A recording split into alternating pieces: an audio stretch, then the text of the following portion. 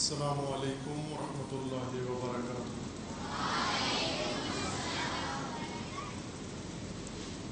اعوذ باللہ من الشیطان الرجیم، بسم اللہ الرحمن الرحیم۔ الحمد للہ والصلاۃ والسلام علی رسول اللہ وآلہ آل اللہ واللعنۃ الدائمۃ علی اعدائہم واعداء اللہ من یوم عداوتہم إلى يوم لقاء الله، أما بعد، فقال الله تبارك وتعالى في كتابه المجيد وقرآنه الحميد: أعوذ بالله من الشيطان الرجيم. هو الذي بعث في الأميين رسولا منهم يتلو عليهم آياته ويزكيهم ويعلمهم الكتاب والحكمة وإن كانوا من قبل لفي ضلال مبين. صدق اللہ العلی العظیم۔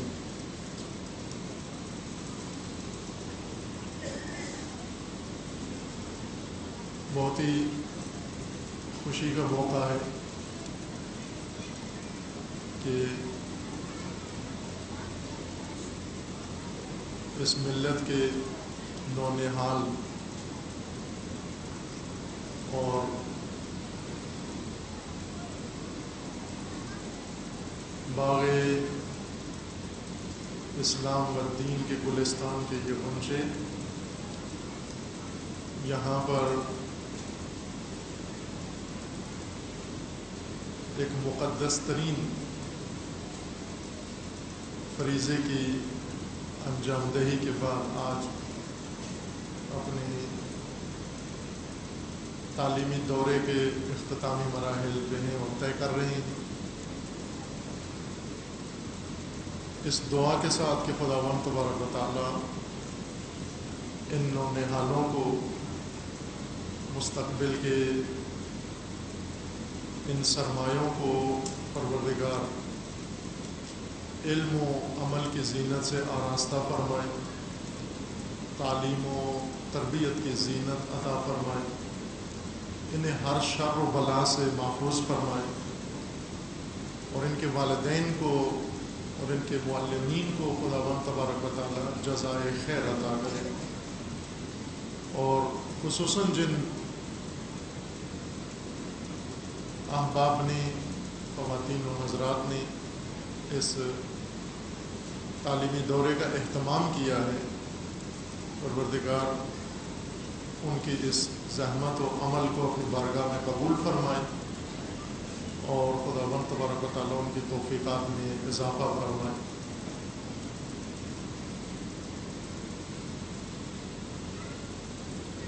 امید ہے کہ اس تعلیمی دورے میں اور تربیتی دورے میں ان عزیزوں نے، بچیوں نے اور بچوں نے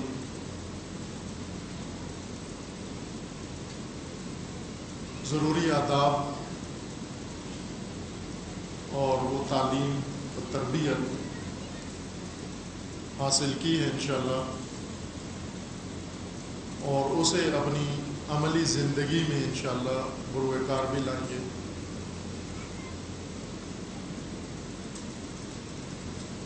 اگر ہم بہت سارے کام جو لوگ انجام دے رہے ہیں اور ہم بھی انجام دے رہے ہیں، ان کاموں میں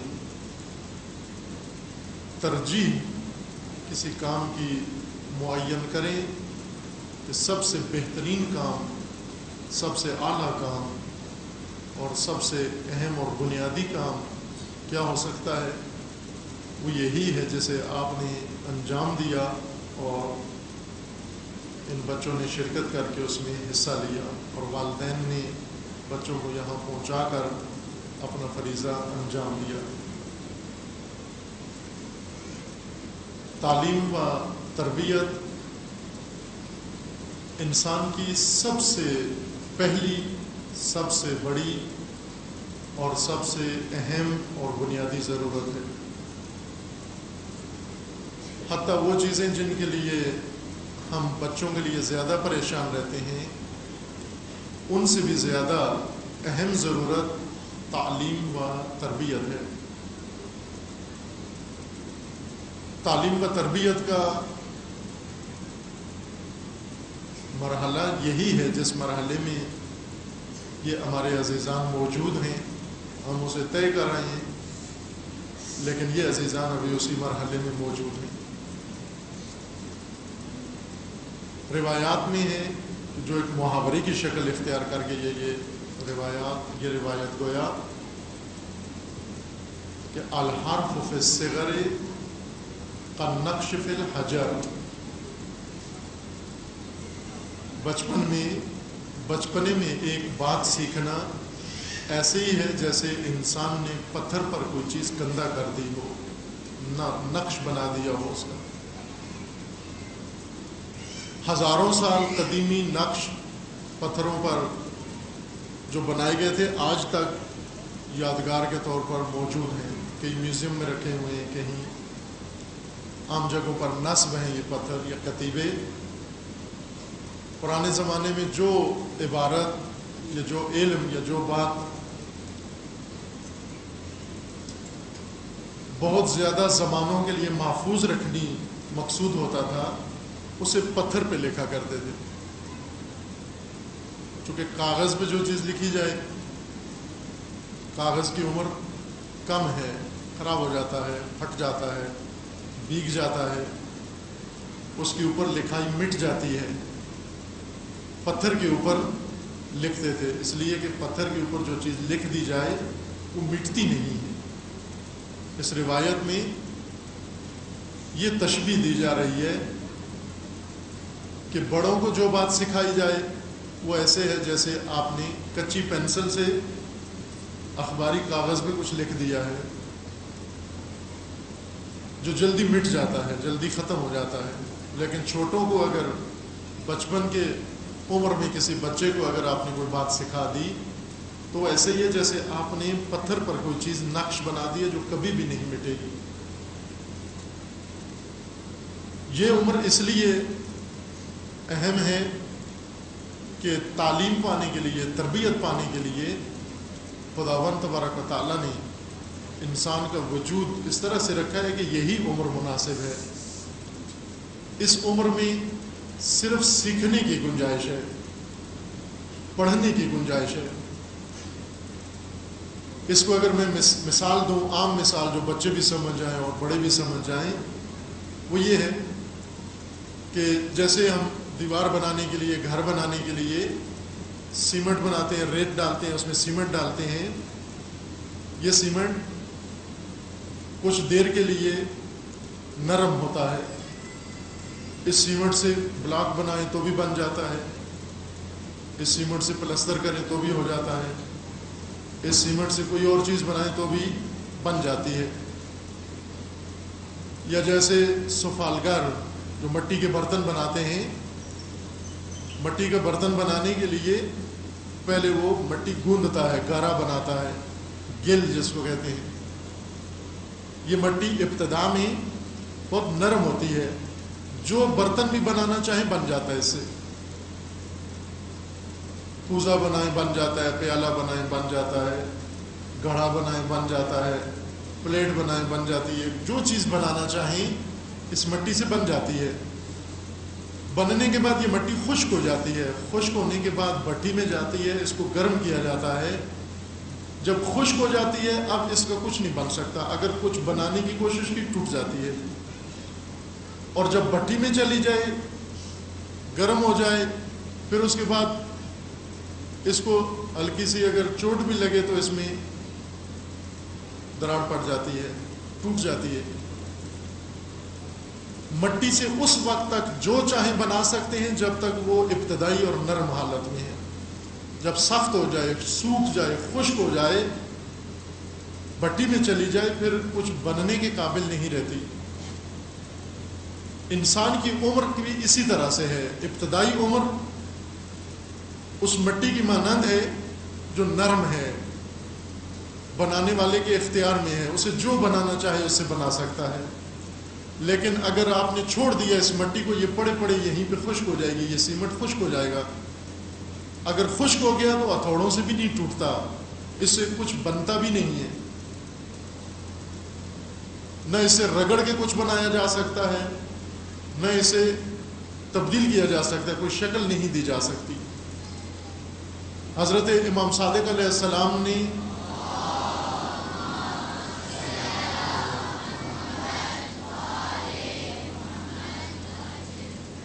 یہ نصیحت فرمائی اور وصیت فرمائی مبلغین دین کو اور معلمین کو، استادوں کو، کہ آپ دین سکھانے کا آغاز کریں بچپن سے، نونہالوں کو، علیکم بالاحداث۔ امام فرماتے ہیں یہ خالی کھیت کی طرح ہے، اس کھیت میں جس نے بیج ڈال دیا، اس کھیت کی یہ خصوصیت ہے کہ اسی بیج کو اگا دیتی ہے یہ کھیت، جو ڈال دیا آپ نے۔ اگر آپ نے بڑھ کر پہلے کوئی اچھی فصل ڈال دی، یہ آپ کا بیج اگا دے گا۔ اگر آپ سے پہل کر کے کسی اور نے کوئی اور فصل ڈال دی، بیج ڈال دیا، اس سے وہی بیج اگ جائے گا، اور یہ نسل اسی کی ہوگی جس نے پہلے بڑھ کر بیج ڈال دیا۔ عزیزان، چھوٹے عزیز بھی توجہ کریں اور والدین بھی توجہ کریں اور معلمین و بزرگان بھی، کہ اس وقت یہ خالی کھیت خالی اس طرح سے نہیں ہے جیسے ہم سمجھتے ہیں، بلکہ ہر چیز، اس معاشرے کی ہر چیز ان کے اندر کوئی نہ کوئی بیج ڈال رہی ہے، بو رہی ہے۔ میڈیا کچھ ڈال رہا ہے، ٹی وی کچھ ڈال رہا ہے، در و دیوار ان بچوں کی وجود میں کچھ نہ کچھ چیز بیج بو رہے ہیں، اور جو کچھ وہ بو رہے ہیں وہ بہت زہریلی فصل ہے، زہریلا بیج ہے۔ جو بڑے ہوتے جاتے ہیں وہ بیج اگتا جاتا ہے ان کے اندر، فساد کا بیج، تباہی کا بیج، موت اور ہلاکت کا بیج بو رہے ہیں۔ اگر ہم ہاتھ پہ ہاتھ رکھ کے بیٹھے رہیں اور اپنے بچوں کو حالات کے سپورٹ کر دیں، سوسائٹی کے سپورٹ کر دیں، گلی و کوچہ میں ان کو آزاد چھوڑ دیں اور ان کو میڈیا اور ٹی وی کے حوالے کر دیں، جو کچھ وہ بوئیں گے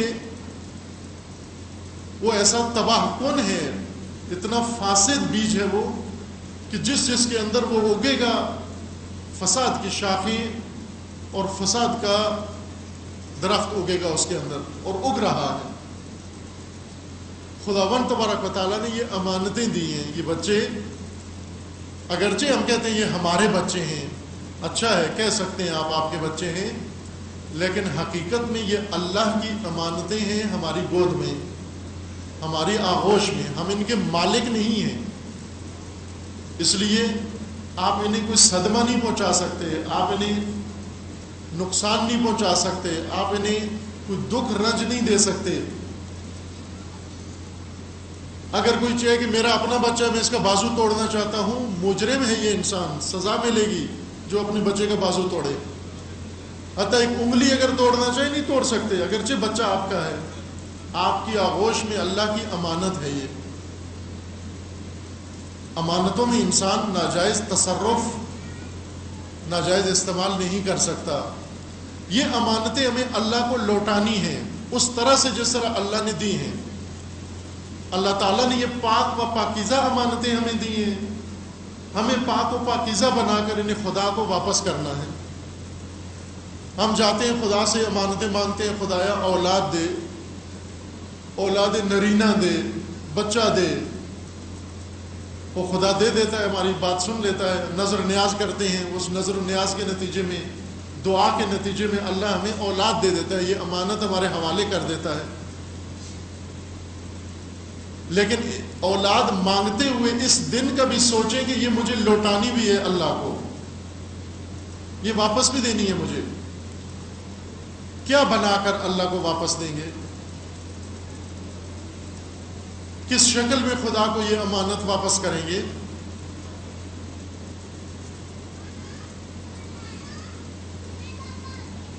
ایک ہی ذریعہ اس امانت کو سالم و صحیح طور پر خدا کی طرف لوٹانے کا ہے، تعلیم و تربیت۔ خداوند تبارک و تعالیٰ نے انبیاء کو صرف اسی ایک کام کے لیے مبعوث فرمایا ہے، معصومین کو صرف اسی ایک فریضے کے لیے بھیجا ہے، تعلیم و تربیت کے لیے۔ چونکہ انسان محتاج تعلیم ہے اور تربیت کا محتاج ہے. شہید مطہری رضوان اللہ تعالیٰ علیہ بہت خوبصورتی کے ساتھ مطالعہ کریں، والدین بھی اور بچے بھی اور بڑے بھی سب، شہید مطہری رضوان اللہ تعالیٰ علیہ کی کتاب کا، ہر کتاب کا جو ملتی ہے، اگر آپ نے دین سمجھنا ہے، اگر آپ نے زندگی کا مقصد سمجھنا ہے، اگر آپ نے اپنے فریضے سمجھنے ہیں، ان فریضوں کو ادا کرنے کا طور طریقہ سمجھنا ہے، اس بزرگوار کی کتابوں کا مطالعہ کریں. ویسے ہر مفید کتاب پڑھیں، لیکن یہ کتاب، یہ سلیبس ضرور پڑھیں آپ شہید مطہری کا. شہید مطہری فرماتے ہیں کہ تعلیم و تربیت اور صنعت اور انڈسٹری میں فرق ہے. تعلیم و تربیت اور چیز کا نام ہے، صنعت اور انڈسٹری ایک الگ چیز کا نام ہے. اس وقت جو کچھ ہو رہا ہے، ہمارا جو تعلیمی نظام ہے رائج ہمارے ملک کے اندر اور اسی طرح کا پوری دنیا میں ہے، یہ صنعت ہے، نظام تعلیم نہیں ہے. یعنی نظام تعلیم و تربیت نہیں ہے، صنعت ہے، فیکٹریاں ہیں. یہ جیسا آپ نے ابھی مشرب ناب کے حوالے سے ماشاءاللہ بچوں نے بہت اچھا مطالعے کا اپنا شوق و ذوق اور فہم کا اظہار کیا کہ پاکستان میں اس وقت جس نظام تعلیم میں ہم مبتلا ہیں، اس کے بہت سارے نقائص ہیں، کمزوریاں ہیں. سب سے بڑی اور پہلی کمزوری اگر اس کی پکڑی جائے وہ یہ ہے کہ یہ سرے سے نظام تعلیم نہیں ہے، یہ نظام صنعت ہے، انڈسٹری ہے، یہ تعلیم نہیں ہے. یہ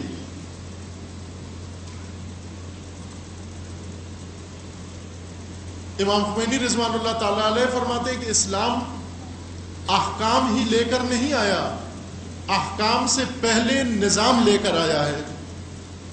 یعنی اسلام میں پہلے نظام بیان ہوا ہے، بعد میں اس نظام کے احکام بیان ہوئے ہیں. لیکن ہم نے اسلام کو آخر سے پکڑا ہے، جا کر اوپر سے، نیچے سے نہیں پکڑا. اگر آپ ایک درخت کو اوپر سے پکڑیں کیا ہاتھ آئے گا؟ یہ بچے جواب دیں. اگر ایک پودے کو اوپر سے پکڑیں کیا ہاتھ آئے گا؟ پتے ہاتھ آئیں گے. اور شاخیں ہاتھ آئیں گی. ایسے ہی ہے نا، پودے کو اوپر سے جا کر پکڑیں تو پتے اور شاخیں ہاتھ آئیں گی. پتے اور شاخیں کس چیز پہ لگتے ہیں؟ درخت پہ. درخت کس چیز کا نام ہے؟ بتاتے رہیں ساتھ ساتھ. پودا کس چیز کا نام ہے جس پہ شاخیں اور پتے لگتے ہیں؟ جڑیں اور تنا ہے اور جڑیں ہیں. یہ درخت ہے، اس درخت کے اوپر شاخیں اور پتے لگتے ہیں. اگر آپ اوپر سے جا کر اس کو پکڑیں تو ہاتھ میں فقط کیا آئے گا؟ شاخیں اور پتے. درخت ہاتھ نہیں آئے گا. درخت اگر چاہیے آپ کو تو آپ کو کہاں سے پکڑنا ہوگا درخت کو؟ یا تنے سے پکڑو یا جڑوں سے پکڑو تاکہ پورا درخت ہاتھ آئے. اگر جڑیں اور تنا آپ کے پاس آیا تو شاخیں اور پتے بھی آ جائیں گے. لیکن اگر شاخیں اور پتے ہاتھ میں آ گئے ضروری نہیں کہ درخت بھی ہاتھ آئے. بعض اوقات ہوتا ہے نا، آپ پکڑتے ہیں کسی شاخ کو اور اس کے پتے نوچ لیتے ہیں لیکن درخت وہی رہتا ہے. کیا ہے کبھی یہ کام؟ کریں گے؟ درختوں کے پتے نوچیں گے یا نہیں نوچیں گے؟ نہیں نوچیں گے. لیکن تجربے کے لیے ایک دفعہ کر لیں یہ کام. ایک شاخ پکڑ کے، اس کے یہ شاخ ہے، اس کے اوپر یہ پتے لگے ہوئے ہیں، آپ اگر ایسے کھینچیں پتے آپ کے ہاتھ میں آ جائیں گے، شاخ ادھر ہی رہے گی. ٹھیک ہے؟ اسی طرح اسلام ایک درخت کی طرح ہے، دین درخت کی طرح ہے. ہمیں پورا دین چاہیے یا دین کے پتے چاہیے؟ صرف پورا دین چاہیے. ہمیں دین کی شاخیں چاہیے یا دین کا تنا اور جڑیں بھی چاہیے؟ تنا اور جڑیں بھی چاہیے. اگر ہم نے شاخیں لے بھی لیں، 2-4 شاخیں کاٹ بھی لیں اور درخت نہ لے کر آئے تو یہ شاخیں کچھ عرصے کے بعد کیا ہوں گی؟ مرجھا جائیں گی. پھر کیا ہوگا؟ خشک ہو جائیں گی، پھر کیا ہوگا؟ بدنما ہو جائیں گی، اور کیا ہوگا؟ پھر اٹھا کر اس کو باہر پھینک دیں گے۔ اسی طرح اگر آپ نے دین کو اس طرح سے پڑھا کہ موٹی موٹی باتیں، چند ایک باتیں دین کی آپ کو سیکھ لیں، تھوڑے سے تاریخی معلومات بتا دیں، تھوڑا سا آپ کو حکم 4-5 وضو کا طریقہ بتا دیا، فلاں طریقہ بتا دیا، یہ پتے آپ نے دین کے اوپر سے لے لیے لیکن درخت ہاتھ نہیں آیا، یہ پتے جب گھر لے کے جاؤ گے اور پھر جا کر ٹی وی پہ دیکھنے بیٹھ جاؤ گے اور پھر گھر جا کر گیم میں مشغول ہو جاؤ گے، کرکٹ دیکھنے میں لگ جاؤ گے، دوسرے کاموں میں لگ جاؤ گے، تو یہ پتے جو لے گئے تھے یہ گھر میں جا کر خشک ہو جائیں گے۔ اگر یہ کیمپ یا ورکشاپ جو بچوں کی تعلیم و تربیت کا ہے، اس میں ہم بچوں کے ہاتھ میں پتے دے دیں تھوڑے سے، اور یہ پتے گھر لے جائیں، یہ جا کر ماں باپ کو دکھائیں، ماں باپ کی خوش ہوں، بڑے ہرے پتے بچے لائے ہیں ماشاءاللہ، یہ پتے وہ جگ گلاس میں رکھ دیں گے، چند دن ہرے رہیں گے، پھر مرجھا جائیں گے، پھر خشک ہو جائیں گے، پھر بدنما ہوں گے، پھر والدین ہی اٹھا کر یا بچہ ہی اٹھا کر اس کو باہر پھینک دے گا۔ یہی بچہ جو آج کیمپ میں آیا، یہ دیکھیں اس نے جرمن کٹ کرائی ہوئی ہوگی اور بال نائی سے جا کر الٹے بال بنوائے ہوں گے اس نے، اور پتلون پھاڑی ہوئی ہوگی گھٹنوں سے، اور اپنے آپ کا حلیہ عجیب و غریب بنایا ہوگا اس نے۔ شوق ہے نا بچوں کو ایسے کٹ کرانے کا۔ یہ کون بچے ہوتے ہیں جن کے پتے دین کے مرجھا جاتے ہیں، اور کل کو دیکھو جا کر خشک ٹینی کی طرح اس کو اٹھا کر باہر پھینک دیتے ہیں، دین گھر سے باہر نکل جاتا ہے۔ اگر یہ پتا ہرا رہے، یہ پودا ہرا رہے، یہ درخت سدا بہار ہو، ہمارے گھر میں رہے، سدا بہار ہو، ہمیشہ اس پہ ہریالی ہو، پتے ہوں، پھل ہوں، پھول ہوں، تو کیا کرنا ہوگا ہمیں؟ اس کو تنے سمیت، اور وہ بھی تنا کاٹ کے نہیں لے جانا بلکہ جڑوں سمیت، جڑیں اس کی نکالنی ہوگی اور جا کر اپنے گھر کے باغ میں کاشت کرنا ہوگا، اس کو لگانا ہوگا پودے کو، پھر اس کو پانی دیتے رہنا ہوگا، پھر اس کا خیال رکھنا ہوگا، پھر آپ دیکھیں کہ ہرا بھی ہے، پتے بھی ہیں، شاخیں بھی ہیں۔ اسی طرح امام خمینی رضوان اللہ تعالیٰ علیہ فرماتے ہیں کہ دین اس درخت کی طرح ہے، اگر آپ صرف چند احکام سکھا دے بچوں کو، چند آداب سکھا دے بچوں کو، ان احکام کے خشک ہونے کا زیادہ امکان ہے۔ کیوں امکان ہے؟ چونکہ ان پتوں کے ساتھ تنا نہیں ہے اور اس تنے کے نیچے جڑیں نہیں ہیں۔ اگر جڑوں سمیت کوئی چیز دے دی تو پھر یقین رکھیں کہ یہ زرخیز زمین، زرخیز مٹی میں جب جائے گا، چونکہ مٹی زرخیز ہے، زمین زرخیز ہے، پانی مل رہا ہے، کھاد مل رہی ہے، باغبان اس کا موجود ہے، لہٰذا یہ باغ ہرا رہے گا۔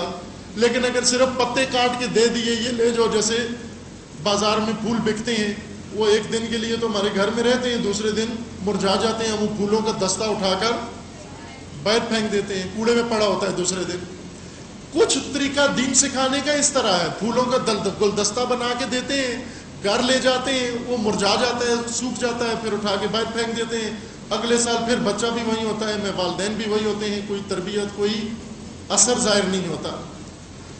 کیوں نہیں ہوتا؟ اس لیے کہ احکام کا تنا نظام ہے، احکام جس تنے پر لگتے ہیں، احکام پتے ہیں اور شاخیں ہیں، ان کو کہتے ہیں فروع دین۔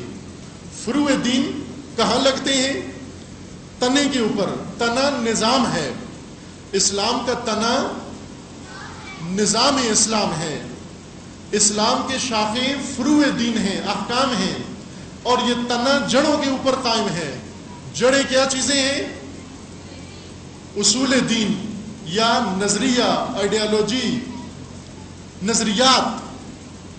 اس آئیڈیالوجی سے نظام بنتا ہے اور نظام کے اوپر شاخیں لگتی ہیں۔ اگر ہم احکام میں ہی سروکار رکھیں، صرف احکام ہی پڑھتے پڑھاتے رہیں، علماء بھی احکام بتاتے رہیں، معلم بھی احکام بتاتے رہیں، لیکن تنا نہ بتائیں کسی کو بھی، تو بچہ یہ شاخوں کو کدھر جا کے سبز رکھے گا؟ اور یہ تنے کے اوپر اگر نیچے اگر جڑیں نہ ہوئیں تو یہ کیسے سہارا رہے گا؟ لہذا دین سکھانے کا امام خمینی فرماتے ہیں طریقہ یہ ہے کہ سب سے پہلے آپ دین کا نظریہ، دین کا عقیدہ، دین کی آئیڈیالوجی سیکھیں، پھر اس آئیڈیالوجی سے دین کا نظام باہر نکلے گا، اس نظام کے اوپر فروعات دین لگیں گے، احکام دین لگیں گے.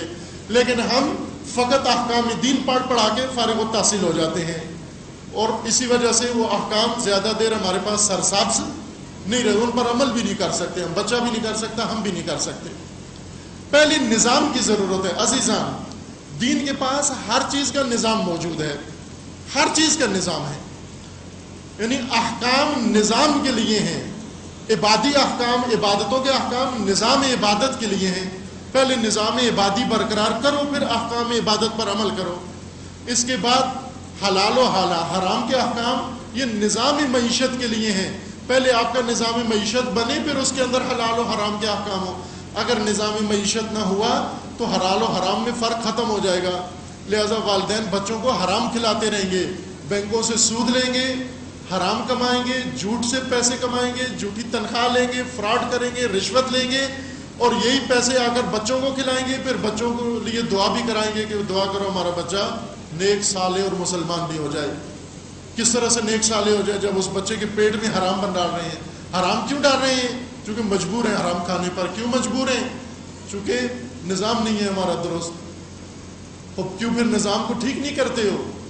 اس لیے کہ ہم احکام پر عمل کر کے ہم سمجھتے ہیں کہ ہم فارغ التحصیل ہو گئے، ہم نے تو اپنا سارا فریضہ انجام دے دیا. جب ہم نظام سیکھتے ہی نہیں ہیں تو نظام بدلیں گے کیسے؟ نظام بنائیں گے کیسے؟ اس نظام کے اندر عمل کیسے کریں گے جب ہم نظام پڑھنے کے لیے ہی تیار نہیں ہیں، نظام سیکھنے کے لیے تیار نہیں ہیں؟ دین کے اندر ہر شعبے کے لیے نظام ہے. دین کا سیاسی نظام شیعہ مکتب فکر کے تحت ولایت فقیہ ہے، سیاسی نظام. اجتماعی نظام امامت و امت ہے. دین کا معیشت کا نظام یہ نہیں ہے جو آج ہمارے ملک کے اندر رائج ہے، نہ سرمایہ داری ہے نہ سوشلزم ہے.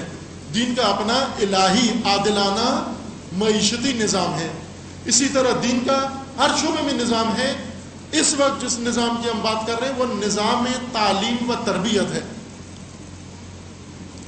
دین کا اپنا مستقل نظام تربیت ہے، نظام تعلیم موجود ہے. اور ہمارے ملک میں جس نظام تعلیم میں اس وقت ہم اپنے بچوں کو بھیج رہے ہیں اور خود بھی پڑھا اور پڑھا بھی رہے ہیں، یہ تعلیم کا نظام نہیں ہے، یہ صنعت کا نظام ہے، انڈسٹری ہے. ہم اپنے بچوں کو فیکٹری بھیج رہے ہیں، نہ کہ مدرسے بھیج رہے ہیں، اسکول نہیں بھیج رہے.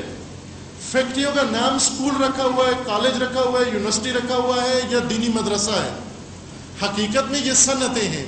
صنعت میں اور اسکول میں یا صنعت میں اور تعلیمی مرکز میں فرق یہ ہے کہ صنعتی نظام میں یا فیکٹری کے اندر خام مال، خام میٹیریل ڈالا جاتا ہے اور اس سے کوئی کام کی چیز بنائی جاتی ہے، کوئی پروڈکٹ بنایا جاتا ہے.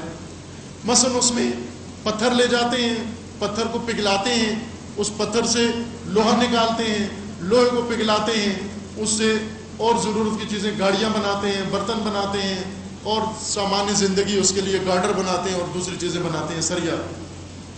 یہ صنعت کے اندر ہوتا ہے. یعنی ایک میٹیریل کو، وہ رہتا میٹیریل ہی ہے، اس میٹیریل کی شکل بدل دیتے ہیں، شکل بدل کر اپنے ضروری کام کے قابل بنا دیتے ہیں. یعنی پہلے لوہے کا ایک بڑی راڈ ہوتا ہے، اس راڈ کو پگھلا کے سریا بنا دیتے ہیں. کیوں؟ چونکہ ہمیں سریا چاہیے ابھی. اسی لوہے کو پگھلا کے گارڈر بنا دیتے ہیں، کیونکہ ہمیں گارڈر چاہیے ابھی لوہے کا. اسی لوہے کو پگھلا کے کیل بنا دیتے ہیں، کیونکہ یہاں کیل ٹھونکنے کے لیے کیل چاہیے ہمیں. اسی لوہے کو پگھلا کے اور ضرورت کی بہت ساری کھڑکیاں دروازے بنا لیتے ہیں، کیونکہ ہمیں کھڑکیاں دروازے چاہیے. جبکہ تعلیم و تربیت اس چیز کا نام نہیں ہے کہ ایک میٹیریل کو پگھلا کر اور اس کی شکل بدل دی جائے لیکن رہے وہ وہی میٹیریل. اس لیے کہ جب لوہے کو آپ کیل بنا دیتے ہیں تو پھر بھی لوہا ہی رہتا ہے. آپ اسکریپ کو، لوہے کا جو کوڑا کباڑ ہے، اس کباڑ کو دوبارہ بیچتے ہیں، ریسائیکل کرتے ہیں، اس کباڑ کو پھر پگھلا کر، پھر اس کو میلٹ کر کے دوبارہ اس سے پھر کوئی نئی چیز بنا کے بھیج دیتے ہیں. اسی طرح شیشے کی بوتلیں یہ جمع کرتے ہیں اور جمع کر کے دوبارہ ان کو میلٹ کر کے پھر ان سے شیشہ بنا لیتے ہیں. یعنی شیشہ جب بوتل بن جائے تو بھی شیشہ ہے، جب کباڑ بن جائے, ٹوٹ جائے بوتل تو بھی شیشہ ہے. یہ ٹوٹی ہوئی بوتل دوبارہ پگھلا کے پھر شیشہ بنا جائے پھر بھی شیشہ ہی رہتا ہے. یہ لوہے کو درجہ کمال تک نہیں پہنچاتے, یعنی لوہے کو پیتل نہیں بنا دیتے, لوہے کو تانبا نہیں بنا دیتے, لوہے کو سونا نہیں بنا دیتے. لوہا لوہا ہی رہتا ہے, اس کی شکل تبدیل کر کے اپنے کام کی چیز بنا لیتے ہیں, اس سے اپنی ضرورت کی چیز بنا لیتے ہیں اس سے. یہ صنعت ہے. اس وقت جو نظام تعلیم جس میں ہم اپنے بچوں کو بھیج رہے ہیں, یہ ہمارے بچوں کو کیا بنا رہے ہیں؟ ہمارے بچوں کو سرمایہ دار, اپنی ضرورت کی کیل, میخ, گارڈر اور لوہا بنا رہے ہیں. یعنی کسی کو سیل مین چاہیے, ہمارے بچوں کو تعلیم دے رہے ہیں. کیا دے رہے ہیں؟ سیل مین بنا رہے ہیں, کیونکہ وہ اپنی فیکٹری لگائی ہوئی ہے, اس فیکٹری کے اندر اس نے سامان بنایا ہے, اس نے سامان بیچنا ہے کہیں پر, سامان بیچنے کے لیے اس کو سیل مین کی ضرورت ہے. لہٰذا جو بچہ ہم نے بھیجا تھا وہ جہاں بھیجا تھا وہیں پر ہے, اس کو انہوں نے کچھ بنایا نہیں ہے, اس کی شکل تبدیل کر لی ہے. ایک عام بچے سے انہوں نے سیل مین بنا دیا, تھوڑا اور پڑھا کر اس کو سیل مینیجر بنا دیتے ہیں, تھوڑا اور پڑھا کر اس کو بس ان فیکٹری میں کوئی اعلیٰ ڈگری دے دیتے ہیں, کوئی اور بڑا عہدہ دے دیتے ہیں. یہی طریقہ والدین بچپن میں تھے, پڑھ پڑھ کے یہاں جا پہنچے ہیں, اور آج اپنے ہاتھوں سے اپنے بچوں کو اس انڈسٹری میں بیچ کر, اور یہی چیزیں جو خود بنے ہیں ہم بھی چاہ رہے ہیں کہ ہمارے بچے بھی یہی بنے, اور خوش ہیں کہ بچوں کو اعلیٰ تعلیم دے رہے ہیں. بڑے اچھے اچھے اسکولوں میں بڑی باری فیسیں دے کر ہم اپنے بچوں کو کیا بنا رہے ہیں؟ کیل اور میخ اور گارڈر اور ٹیارن اور یہ بنا رہے ہیں. کیوں؟ اس لیے کہ یہ چاہیے سرمایہ داروں کو, انہی کے لیے چاہیے. لیکن جہاں بچے تھے یا جہاں ہم تھے, آیا ہماری جو بنیادی ضرورت ہے, مقصد خلقت ہے, جس بننے کے لیے خدا نے ہمیں پیدا کیا تھا, اس نظام تعلیم نے ہمیں ایک قدم اس کی طرف آگے بڑھایا ہے, ایک قدم ہم نے اس کی طرف اٹھایا آگے. یہاں دیکھتے ہیں پاکستان میں اچھا گارڈر نہیں بناتے, اپنا میٹیریل بھیج دیتے ہیں ملک سے باہر, جاپان میں بھیج دیتے ہیں, امریکہ بھیج دیتے ہیں, دوسرے ملکوں میں بچے پڑھانے کے لیے بھیج دیتے ہیں. کیوں؟ اس لیے کہ پاکستان میں اچھا میٹیریل نہیں بناتے. یعنی ہم نے خام مال دیا ہے, اس خام مال سے ایک کیل کانٹا انہوں نے بنانا ہے, چمچ چھری بنانی ہے انہوں نے. پاکستانی اچھا نہیں بنا سکتے اس کی شکل, باہر والے اچھا بناتے ہیں. اور پبلک سکول اور ماڈل سکول اور دوسرے سسٹم جو یورپین یہاں پر رائج ہے, وہ اچھی چیز, اچھا میٹیریل اسے بنا کے دیتے ہیں. یعنی وہاں کا بنا ہوا بہت ایکسپرٹ ہوتا ہے, بڑا ماہر ہوتا ہے. یہ نظام نہیں ہے, نظام تعلیم نہیں ہے, یہ نظام صنعت ہے, نظام یہ انڈسٹری ہے. ہر چیز انڈسٹری بن چکی ہے. نظام تعلیم, یہ جو ابھی بچوں سے سوال کیا گیا تھا کہ پاکستان کے اندر نظام تعلیم کی سب سے بڑی خامی کیا ہے, ایک بچے نے صحیح جواب دیا, وہ یہ تھا کہ یہاں نظام تعلیم انڈسٹری ہے. ایک انڈسٹری ہے, یعنی ذریعہ معاش ہے, اور انڈسٹری کے اندر ہمارے بچوں کو انسان نہیں سمجھا جاتا, خام میٹیریل سمجھا جاتا ہے. فیکٹری میں اس کو میلٹ کیا جاتا ہے, میلٹ کر اپنی ضرورت کا کارآمد انسان بنا دیتے ہیں. لیکن اللہ نے مجھے کیوں پیدا کیا, میرا مقصد خلقت کیا تھا, میں دنیا میں کیوں آیا, مجھے یہاں بھیجا کیوں گیا تھا, مجھے اس شیپ میں کیوں بنایا گیا, میرے آنے کا مقصد کیا تھا یہاں پر, نہ اس کی طرف کوئی سوچنے کی ضرورت نہیں ہے. اس طرف اگر آپ نے سوچا تو انتہا پسندی ہو جائے گی, یہ شدت پسندی ہو جائے گی آپ کی. بس پہلی بات جو خصوصاً والدین ذہن میں رکھیں, جہاں تک یہ صدا پہنچے گی اور پہنچ رہی ہے, پہلا نقطہ یہ ذہن میں رکھ لیں کہ اس وقت پوری دنیا کے اندر تعلیم کے نام پر جو سسٹم موجود ہے, یہ نظام تعلیم نہیں ہے, ایجوکیشن نہیں ہے, بلکہ یہ انڈسٹری ہے, نہ ایجوکیشن ہے. ایجوکیٹ کرنا اور چیز کو کہتے ہیں, اس کا اور معنی ہے, اور اس کو میلٹ کر کے کسی اور چیز میں تبدیل کرنا, کنورٹ کرنا, یہ اور چیز ہے. ایجوکیٹ کرنا اور مطلب ہے, میں بھی اس کی طرف آؤں گا, عرض کروں گا آپ کی خدمت میں کہ ابھی جس نظام تعلیم میں ہم بیٹھے ہوئے اور بنے ہوئے ہیں یا بن رہے ہیں, وہ ہمارے ساتھ کیا کر رہا ہے. یہ صرف اشارہ کیا آپ کی خدمت میں. نظام تعلیم کیا ہوتا ہے, نظام تربیت جس کے لیے خداوند تبارک و تعالیٰ نے انبیاء کو مقرر کیا. یہ آیا جو آپ کے سامنے پڑھی ہے سورہ جمعہ کی, یہ سورہ آل عمران میں بھی ہے, سورہ جمعہ میں بھی ہے, اور بہت ساری آیات میں خداوند تعالیٰ نے انبیاء کی بعثت کا مقصد یہ ذکر فرمایا ہے, کہ یعلمہم الکتاب والحکمہ یزکیہم، یعنی تربیت و تعلیم کے لیے انبیاء آئے ہیں، فقط اس کام کے لیے۔ وہ ڈیوٹیاں جو ہم نے ائمہ اور انبیاء کی لگائی ہوئی ہیں، نہ، ان کے لیے خدا نے انہیں نہیں بھیجا، وہ ہماری طرف سے ہیں ان کی ڈیوٹیاں۔ اور ظاہر ہے کہ وہ ہمارے انبیاء نہیں ہیں، ہمارے ائمہ نہیں ہیں، ہمارے وہ رسول نہیں ہیں، اللہ کے رسول ہیں۔ خدا نے ان کو بھیجا ہے اپنا سفیر و پیغمبر بنا کر، تو وہ اللہ کی بات ماننے آئے ہیں، نہ ہماری بات۔ مخلوق خوش کرنے نہیں آئے، اللہ کی خوشنودی کے لیے آئے ہیں، اللہ کے دین کی تبلیغ کے لیے آئے ہیں، نہ میری اور آپ کی خواہشات کی پیروی کے لیے۔ خداوند نے رسول اللہ کو فرمایا، اے رسول خبردار، ان عوام کی خواہشات کی پیروی نہ کرنا، ان کی ہوا و ہوس کی پیروی نہیں کرنا۔ یہ بہت ساری چیزیں آپ سے مانگیں گے، بہت ساری ڈیمانڈ ہے ان لوگوں کی، لیکن آپ کو صرف اللہ کا حکم ماننا ہے۔ بنی اسرائیل نے حضرت موسیٰ سے ڈیمانڈ کی، کہا کہ ہمارے لیے من و سلوہ لاؤ۔ وہ حضرت موسیٰ نے دعا کی کہ شاید اس راہ سے ہدایت پا جائیں، من و سلوہ دے دیا۔ پھر اس کے بعد کچھ عرصہ کھانے کے بعد اکتا گئے اور کہنے لگے کہ اب سبزیاں، ٹماٹر، پیاز اور دھنیا اور یہ چیزیں لاؤ ہمارے لیے کہ ہمارا ٹیسٹ چینج ہو۔ پھر خداوند نے حضرت موسیٰ کو اس لیے نہیں بلایا، بھیجا تھا کہ بنی اسرائیل کے ٹیسٹ کے مطابق ان کو سبزیاں دیتے رہے، ان کو من و سلوہ دیتے رہے، ان کو تیتر بٹیر دیتے رہے۔ اگر آج ہمارے پاس نبی ہوتے موجود تو ہم کیا کہتے ہیں؟ میک ڈونلڈ میں ہمیں لے جاؤ، KFC کی طرح کوئی ادارہ بناؤ ہمارے لیے۔ ہم بھی نبی سے یہی مانگتے ہیں کہ ایک میک ڈونلڈ اسلامی میک ڈونلڈ بھی ہونا چاہیے۔ اس وقت بعض جو مصلحین ہیں ہمارے رہبران، ان کی ساری کوشش یہ ہے کہ ایک اسلامی میک ڈونلڈ بھی ہونا چاہیے تاکہ حلال کا برگر ملے وہاں پر۔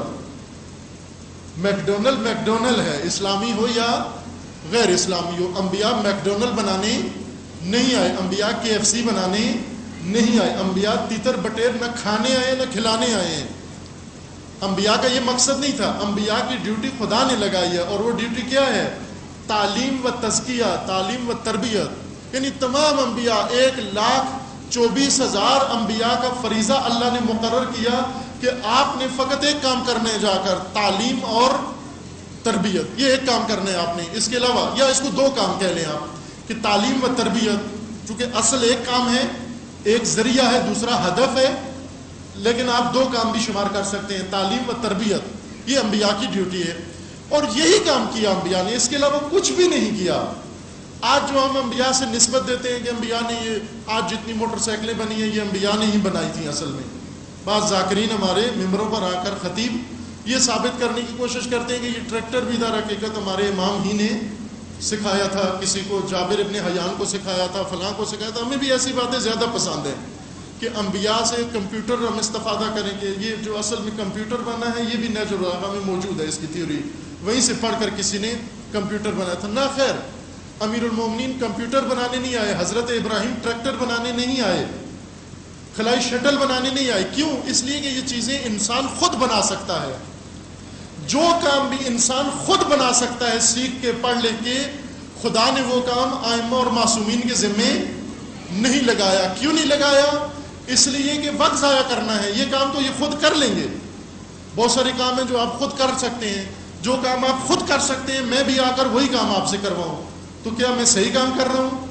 آپ کہیں گے یہ تو ہم خود کر سکتے ہیں، آپ کوئی اور کام وہ جو ہم نہیں کر سکتے، میں آپ کو وہ باتیں بتاؤں جو آپ کو پتہ ہیں، کیا میں صحیح بات کر رہا ہوں، صحیح کام کر رہا ہوں؟ میں آپ کو بتاؤں کہ یہ مسجد ہے، یہ امام بارگاہ ہے، اس کا یہ بیم ہے، یہ اس کا پلر ہے، یہ لائٹ ہے، یہ کیمرہ ہے، کیا یہ اضافہ ہو رہا ہے آپ کی معلومات میں؟ ہو رہا ہے؟ کسی کی معلومات میں اضافہ ہوا؟ کیوں نہیں ہوا؟ کیونکہ آپ کو پہلے سے معلوم ہے۔ تو آپ یہ کہیں گے کہ یہی بتانا ہے تو چلے جائیے اٹھ کے، ہمارا ٹائم کیوں ضائع کر رہے ہیں؟ یہ تو ہم خود جانتے ہیں۔ اگر میں آپ کو یہاں پر آ کر بٹھاؤں کیمرہ چلتا کیسے ہے تو آپ کہیں گے مولانا ٹھیک ہے ابھی آج ہمیں کیمرہ چلانا نہیں آتا لیکن ہم سیکھ لیں گے یہ کیمرہ۔ آپ وہ بات بتاؤ جو ہم نہیں جانتے۔ خدا نے بھی انبیاء کو یہی کر فرمایا کہ میں نے آپ کو اس کام کے لیے بھیجا ہے کہ تمام بشر، اولین و آخرین، بلکہ جن اور بشر مل کر بھی انجام دینا چاہیں انجام نہیں دے سکتے۔ میں نے اس کام کے لیے آپ کو بھیجا ہے۔ ٹریکٹر بشر خود بنا سکتا ہے جیسا کہ بنا لیا، کمپیوٹر بشر خود بنا سکتا ہے جیسا کہ اس نے بنا لیا، خلائی شٹل بشر بنا سکتا ہے جیسا کہ اس نے بنا لیا، چاند پر بشر پہنچ سکتا ہے جیسا کہ پہنچ گیا ہے، مریخ پر بھی پہنچ جائے گا، سیٹلائٹ بنا لیا اس نے، اور بہت سارے موبائل بنا لیا، اور آگے ٹیکنالوجی آگے ترقی کر رہی ہے، پیش رفت کر رہی ہے، بشر ایک دوسرے کی مدد سے، ایک نسل دوسری نسل کے مدد سے آگے جا رہی ہے. یہ کام اس طرح سے کر رہے ہیں. یہ پہلے ہمارے جو اسلاف تھے وہ بیلوں سے ہل چلاتے تھے، ابھی ٹریکٹر سے ہل چلاتے ہیں. یہ کام خود انہوں نے حل نکال لیا، رائے حل اس کا.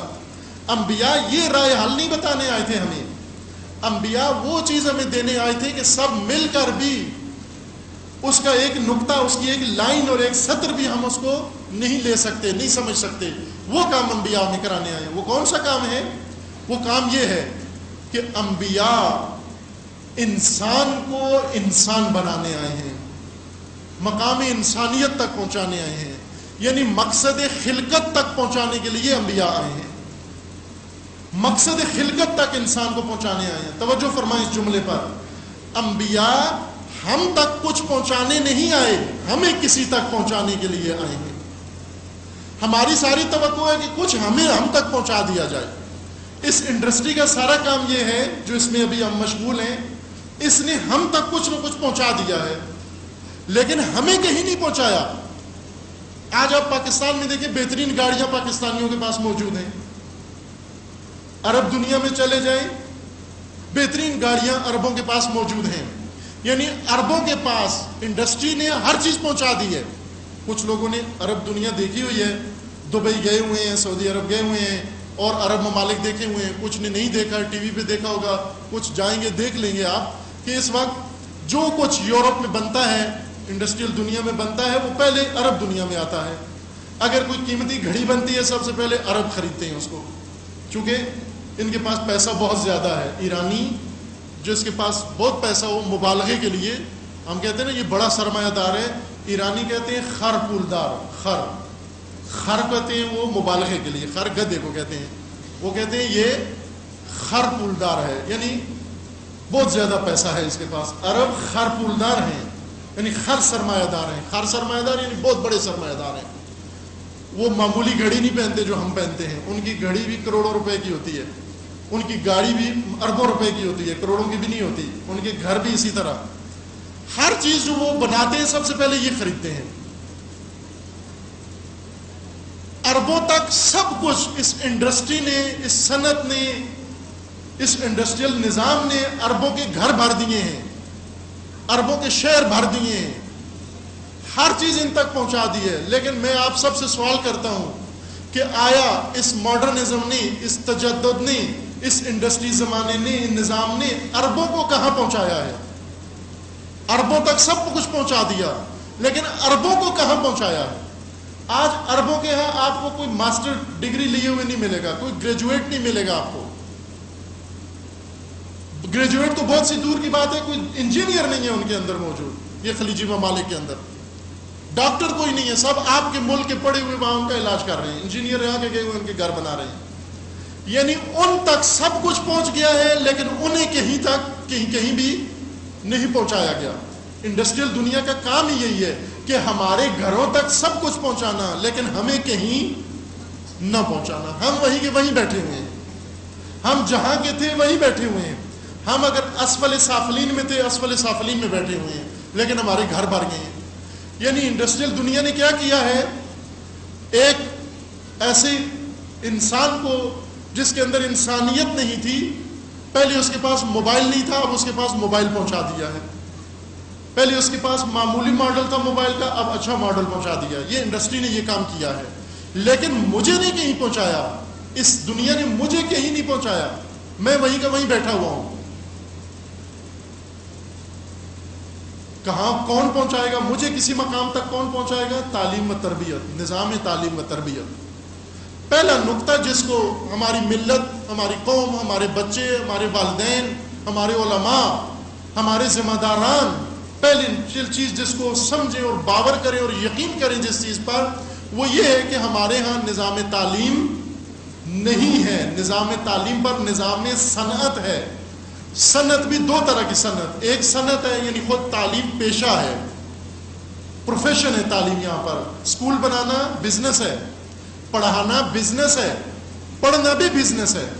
اور دوسری طرف سے جس سسٹم نے یہ بزنس شروع کیا ہوا ہے وہ سسٹم انڈسٹریل ہے. یعنی اس کا کام خام مال کو اپنی مطلوبہ شکل میں ڈالنا ہے، سیل مینیجر بنانا، سیل مین بنانا اور اکاؤنٹنٹ بنانا اور یہ چیزیں بنانا ہے۔ یعنی چائنا کچرا پیدا کرے، بنائے، اور ہمارے جوان، ہمارے ہنار، ہمارے ذہین ترین بچے یہ پڑھ لے کے چائنا کا کچرا بیچنے کی ٹریننگ حاصل کریں۔ کیا کر رہے ہیں؟ کہتے ہیں جی میں ملٹی نیشنل کمپنی کا سیل مینیجر ہوں۔ کیا بیچتے ہو؟ کیا بیچتے ہو آپ؟ وہ بتائے گا کہ میں وہ بس موٹر کے اندر جو گریس بھرتے ہیں وہ میں بیچتا ہوں، گریس بیچنے والا ہوں، ڈرم کے ڈرم بیچتا ہوں میں۔ ماشاء اللہ بہت عالی کام کر رہے ہو آپ۔ بھلے معیشت کے لیے روزگار چاہیے عزیزان، اچھا روزگار چاہیے، پر درآمد، جس کی انکم اچھی ہو وہ روزگار چاہیے۔ معیشت ضروری ہے، یعنی نظام اسلام مکمل نظام ہے، اس کے اندر جہاں نظام تعلیم ہے، نظام معیشت بھی ہے، لیکن اسلام کا نظام تعلیم نظام ہے، نظام تعلیم ہے، فقط فوکس اس نے تعلیم پہ کیا ہوا ہے۔ اگرچہ اس وقت آپ مجھ سے اگر نمونہ ماڈل پوچھیں تو وہ نہیں ہے، میں نہیں بتا سکتا آپ کو۔ آپ کہیں گے دینی مدرسوں میں جو رائج ہے وہ ہے نظام تعلیم ہے، نہ، وہ بھی نہیں ہے نظام تعلیم، وہ بھی متاثر ہے اسی انڈسٹریل نظام سے، وہاں پر بھی یہی کچھ ہو رہا ہے۔ یعنی وہاں پر بھی خام مال کو میلٹ کر کے اس کی شکل موڑی جا رہی ہے، کہیں پر ہتھوڑوں کے ذریعے، کہیں پر اس کو گرم کر کے، کہیں پر اس کو ٹھنڈے حالت میں ہی اس کو اپنی ضرورت کی، کہیں پیش نماز بنا رہے ہیں، کہیں خطیب بنا رہے ہیں، کہیں مقرر بنا رہے ہیں، کہیں نکاح خوان بنا رہے ہیں، کہیں پر وہ بھی جاب کے لیے سب کچھ کر رہے ہیں۔ یعنی ان کا بھی مطمع نظر آخر میں یہی ہے کہ کہیں جاب مل جائے مجھے، میں کسی معیشت کے کسی کام آ جاؤں، اپنے 2 روپے کما لوں۔ سب سے پہلا مطلب یہ کہ ہمیں نظام تعلیم کی طرف اپنے ذہنوں کو لے جانا پڑے گا، نظام تعلیم کی ضرورت کو پہلے محسوس کریں ہم۔ پہلا نقطہ کہ نظام تعلیم کو ضرورت کو پہلے محسوس کریں کہ یہ جو کچھ موجود ہے یہ نظام تعلیم نہیں ہے، یہ نہیں ہے نظام تعلیم۔ رسول اکرم صلی اللہ علیہ وآلہ وسلم نے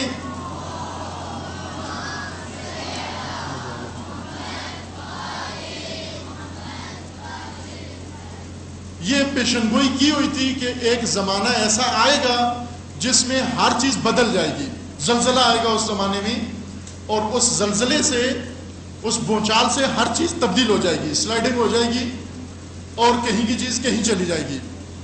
اس سے مراد زمین نہیں ہے، سلائڈنگ سے مراد یہ نہیں ہے کہ پہاڑ کھسک کے دوسری جگہ چلے جائیں گے، سمندروں کی جگہ خشکی اور خشکیوں کی جگہ سمندر آ جائیں گے، نہ، یہ نہیں، بلکہ انسانی ویلیوز بدل جائیں گی، انسانی سسٹم بدل جائیں گے، انسانی نظام بدل جائیں گے۔ یہ پہلے سے پیشن گوئی کی ہوئی تھی حضرت نے، یعنی جہاں مردوں کو ہونا چاہیے وہاں عورتیں آ جائیں گی، گھروں کا نظام بدل جائے گا، مرد کھانے پکائیں گے، جھاڑو دیں گے، اور عورتیں جاب کریں گی جا کر بھائی۔ جو کام مردوں کے ہیں، فیلڈ کے کام مردوں کے ہیں وہ عورتیں کریں گی، اور دوسرے کام جو خواتین کے ہیں وہ مرد کرنا شروع کر دیں گے، یعنی زنانہ نما مرد ہو جائیں گے اور مرد نما عورتیں ہو جائیں گی۔ یہ رسول اللہ کی پیشن گوئی تھی کہ آخری زمانے میں عورتوں کے ہاتھ میں آ جائے گی۔ بعض عورتیں بڑا فخر کرتی ہیں کہ میرا شوہر تو میری مٹھی میں ہے، یہ واقعی رسول اللہ کا معجزہ ہے یہ عورتیں، کیونکہ رسول اللہ نے ان کی پیشن گوئی کی ہوئی تھی کہ ایسی عورتیں آخر الزمان میں پیدا ہوں گی۔ اگر کوئی ایسا شوہر مل گیا ہے آپ کو بدقسمتی سے یا خوش قسمتی سے، تو اس کو مٹھی میں بند کرنے کی کوشش نہ کریں، شوہر کو شوہر بناؤ۔ عورت شوہر کو تعلیم دے کہ شوہر کیسے ہوتا ہے۔ عورت کو چاہیے کہ مرد کو مرد بنائے، نامرد نہ بنائے۔ بعض خوش ہوتی ہیں کہ ہمارا مرد ایسا ہے کہ ہم کھانستی ہیں تو وہ کانپنے لگتا ہے وہاں پر، وہ اس کے اندر مردانگی پیدا کرو، جرأت پیدا کرو، شجاعت پیدا کرو، نہ یہ کہ اس کو ڈانٹ ڈانٹ کے اور زیادہ بزدل بنا دو۔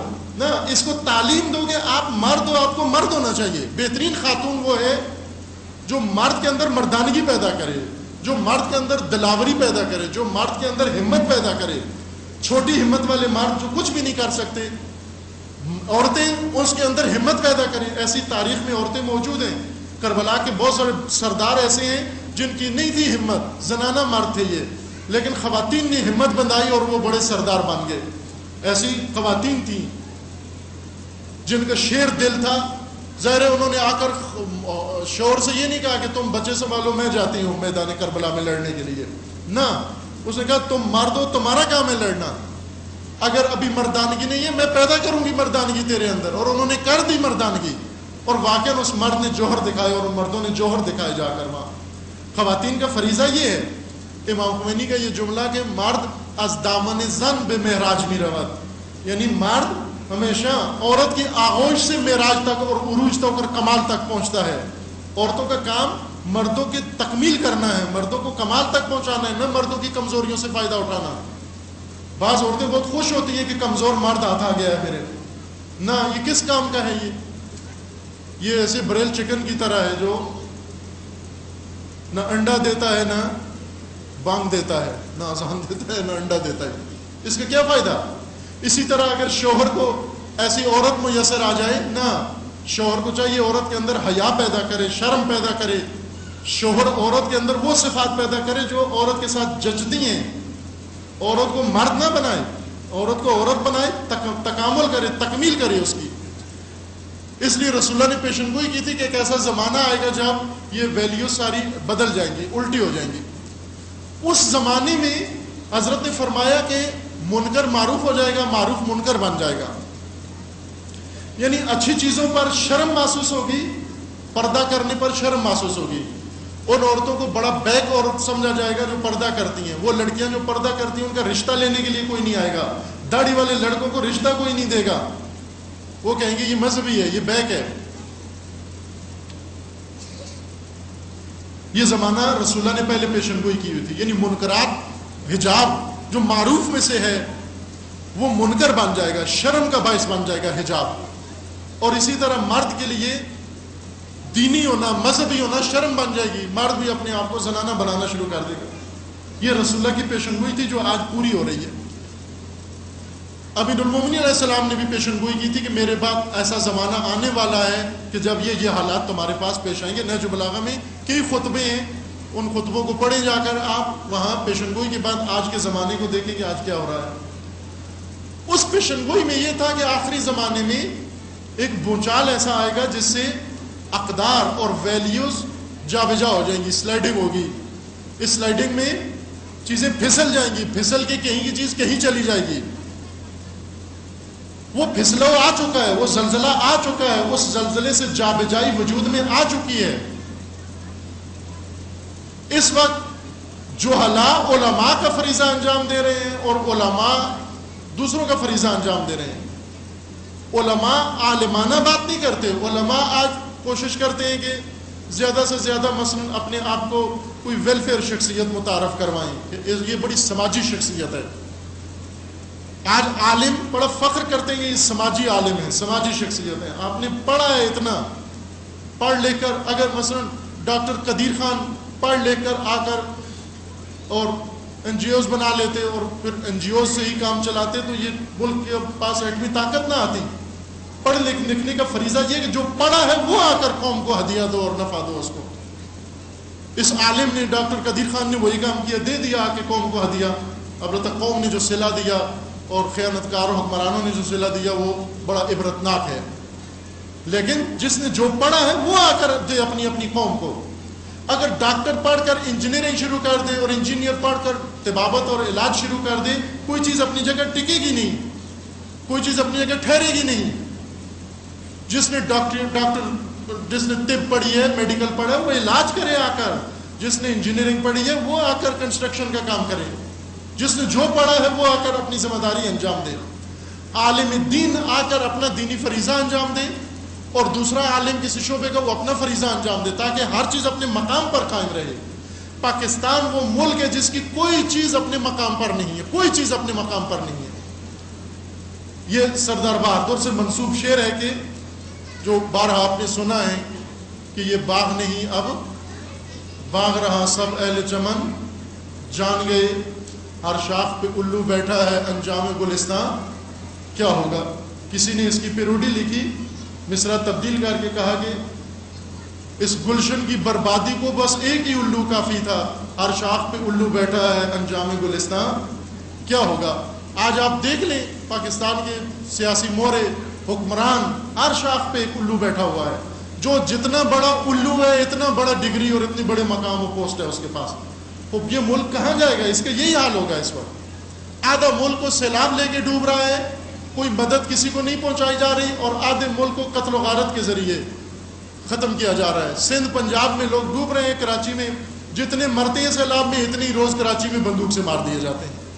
حکمران کیا کر رہے ہیں؟ حکمران جا کر الو بازی اپنی کر رہے ہیں، کیونکہ کوئی چیز اپنے مقام پہ نہیں ہے، کسی چیز کو اپنے مقام پہ رکھا گیا نہیں ہے. اسی کو ظلم کہتے ہیں عزیزان. یہ ظالمانہ نظام ہے. ظلم کی تعریف میں یہ کہا گیا ہے ظلم یعنی کوئی چیز اپنی جگہ نہ ہو. عموماً ہمارے علماء، ہمارے اساتذہ جب پڑھتے تھے چھوٹے تھے تو وہ ظلم اور عدل یہی بتایا کرتے تھے ہمیں، جو ہمیں سمجھ نہیں آتا تھا اس وقت کہ بھلا ایسا کوئی ظلم کرتا ہے. وہ دوسری مثالیں نہیں دیتے تھے ہمیں. وہ یہ کہتے تھے کہ مثلا اگر کوئی ٹوپی پاؤں میں پہن لے اور جوتا سر پہ رکھ لے تو یہ ظلم ہے. کیوں؟ کہ جوتا بھی اپنی جگہ پر نہیں ہے، ٹوپی بھی اپنی جگہ نہیں ہے. تو ہم سوچتے تھے کہ ایسا ظلم تو آج تک کائنات میں کسی نے نہیں کیا. پس کائنات میں تو عدالت ہی عدالت ہے، کیونکہ جوتے بھی اپنے مقام پر ہیں، ٹوپیاں بھی اپنے مقام پر ہیں. کبھی بھی انہوں نے مثال نہیں بدلی، ہمیشہ یہی مثال دیتے تھے. آپ نے بھی شاید یہی سنی ہوگی. یہ مثال بتاتی ہے کہ دنیا میں عدالت ہی عدالت ہے، چونکہ کسی کا جوتا سر پہ نہیں ہے، کسی کی ٹوپی پاؤں میں نہیں ہے. لیکن اگر ہم مثال بدلیں تو اس دنیا میں ظلم ہی ظلم ہے، ظلم ہی ظلم ہے آج. کیوں؟ کہ کوئی چیز کسی اپنے جگہ پر نہیں ہے. جہاں پر پڑھے لکھے کو ہونا چاہیے تھا وہاں ان پڑھ بیٹھا ہوا ہے. جہاں کسی ٹیچر کو ہونا چاہیے تھا وہاں پر لیبر بیٹھا ہوا ہے. جہاں اہل کو ہونا چاہیے تھا وہاں نااہل بیٹھا ہوا ہے. جہاں مومن کو ہونا چاہیے تھا وہاں فاسق بیٹھا ہوا ہے. جہاں درد مند کو ہونا چاہیے تھا وہاں بے درد بیٹھا ہوا ہے. جہاں پر نظام ہونا چاہیے تھا وہاں انڈسٹری بنی ہوئی ہے. کوئی چیز اپنی جگہ پر نہیں ہے، کوئی چیز اپنی جگہ نہیں ہے. اب اس میں سے یہ نہ کہنا کہ یہ سڑک اپنی جگہ ہے، یہ گھر اپنی جگہ ہے، نہ، کوئی چیز اپنی جگہ پر نہیں ہے. جو سیاست کر رہے ہیں یہ سیاستدان نہیں ہے. جو میڈیا میں آ کر کنفیوژن پھیلا رہا ہے یہ در حقیقت اسکالر نہیں ہے، یہ اینالائزر نہیں ہے. جو آج بہت بڑا سرمایہ دار مانا ہوا ہے یہ امانت دار نہیں ہے. جس کے ہاتھ میں حکومت ہے یہ حکمران نہیں ہے، اس کو سیاست نہیں آتی. جو آج ملک کا دفاع کا جو ضامن بنا ہوا ہے وہ خیانت کر رہا ہے ملک کے ساتھ. جس کا کام امن پھیلانا ہے وہ فتنے پھیلا رہا ہے. جس کا کام دین پھیلانا ہے، اخوت و محبت کا درس دینا ہے، وہ نفرت کے درس دے رہا ہے. مدرسوں میں جو تعلیم ہونی چاہیے تھی وہ تعلیم نہیں دی جا رہی، مدرسوں میں نفرت کی تعلیم دی جا رہی ہے. اسکولوں کے اندر جو ہونا چاہیے تھا وہ نہیں ہو رہا. ٹیچرز کے بجائے پروفیشنلز بیٹھے ہوئے ہیں وہاں پر، یعنی پیشہ ور پیسہ کمانے کے لیے. کوئی چیز اپنی جگہ پر نہیں ہے، کوئی چیز. آپ اس لسٹ کو تکمیل کر سکتے ہیں ایک ایک کر کے، محلے سے لے کر اوپر تک. کوئی چیز نہ دینی شعبے میں، نہ دنیاوی شعبے میں، نہ معیشت کے شعبے میں، نہ اقتصاد کے شعبے میں، نہ مالی شعبے میں، نہ کسی شعبے میں کوئی چیز اپنی جگہ نہیں ہے. اس ملک کی نجات کا راستہ یہ ہے کہ اس کو اپنی جگہ پہ آئے، ہر چیز اپنی جگہ پر آئے. امیر المومنین علیہ السلام فرماتے ہیں کہ وہ قوم جس کے اندر 4 چیزیں ہو جائیں، 4 واقعے جس کے اندر ہوں، یا 4 خرابیاں جس کے اندر پیدا ہو جائیں، اس معاشرے کو کوئی بھی نہیں بچا سکتا. پہلی خرابی یہ ہے کہ جس کے اہل کو گوشہ نشین کر دیا جائے، خانہ نشین کر دیا جائے، اہل ہٹا دیا جائے، نااہل کو مسند پہ لا بٹھایا جائے. تیسری یہ ہے کہ بنیادی مسائل کو نظر انداز کر دیا جائے. اور چوتھی چیز یہ ہے کہ ثانوی اور تیسرے درجے کی چیزوں کو بہت اہمیت دی جائے. جس قوم کے اندر یہ 4 خرابیاں موجود ہو اس قوم کو ہلاکت اور تباہی اور بربادی سے کوئی بھی نہیں بچا سکتا. یہ 4 رکن آج پاکستان کے اندر بدرجہ اتم موجود ہیں. آپ کو کسی مسند پر اہل نظر نہیں آئے گا، آپ کو حکمرانی کی کسی مسند پر کوئی اہل نہیں نظر آئے گا. سادہ سی بات ہے، جو خود بنایا ہے، ڈگریاں انہوں نے خود ہی منظور کرائیں گے. کچھ لوگوں کو باہر کرنے کے لیے یہ قانون رکھا کہ پارلیمنٹیرین کو گریجویٹ ہونا چاہیے. اب سارے ڈگریاں لے کر آ گئے. اب ایک ایک کر کے سب کی ڈگریاں جعلی نکل رہی ہیں. وہ جعلی ڈگری والا دوسری دفعہ پھر الیکٹ ہو کے پھر وہ آ رہا ہے. آیا کوئی چیز اپنی جگہ ہے؟ اپنے مقام پر ہے. تعلیمی ڈگریاں ان کی ساری جعلی نکل رہی ہیں. وہ اسی طرح اگر آپ جو ڈگریاں پارلیمنٹ سے باہر بڑے بڑے یونیورسٹیوں میں کالجوں میں بیٹھے ہوئے ہیں, اگر ان کی ڈگریاں چیک کی جائیں تو وہ بھی اسی ریشو سے جعلی ہیں ساری, وہ بھی اسی ترتیب سے جعلی ہیں, کیونکہ کوئی چیز اپنی جگہ نہیں ہے. سیاستدان آپ کو معلوم ہے کس کس طرح کے سیاستدان ہیں, ان کے بارے میں زیادہ کہنے کی ضرورت نہیں ہے. مذہبی طبقہ, مذہبی پیشوا, کیا یہ مذہبی پیشوائیت کے قابل ہیں یہ لوگ جنہوں نے پاکستان کا مذہبی نظام اپنے ہاتھ میں لیا ہوا ہے, مذہبی ٹھیکیداری؟ کیا یہ واقعا مذہب سمجھتے ہیں؟ کیا یہ مذہب بیان کرتے ہیں؟ کیا یہ مذہب پر عمل کرتے ہیں؟ کیا مذہب یہ ہے پاکستان کا نرالا مذہب دنیا کا؟ مذہب کیا ہے؟ یعنی مومنین کو, مسلمین کا قتل عام کرنا. مذہب یعنی گلے کاٹنا. مذہب یعنی خودکش حملے کرنا. مذہب یعنی نفرت پھیلانا. مذہب یعنی دوسروں کے مقدسات کی توہین کرنا. مذہب یعنی دوسروں کا مذاق اڑانا. یہ کس کا مذہب ہے؟ یہ کوئی شیطان کا مذہب ہے, یہ خدا کا مذہب نہیں. لیکن اس ملک میں مذہب اپنی جگہ پر نہیں ہے.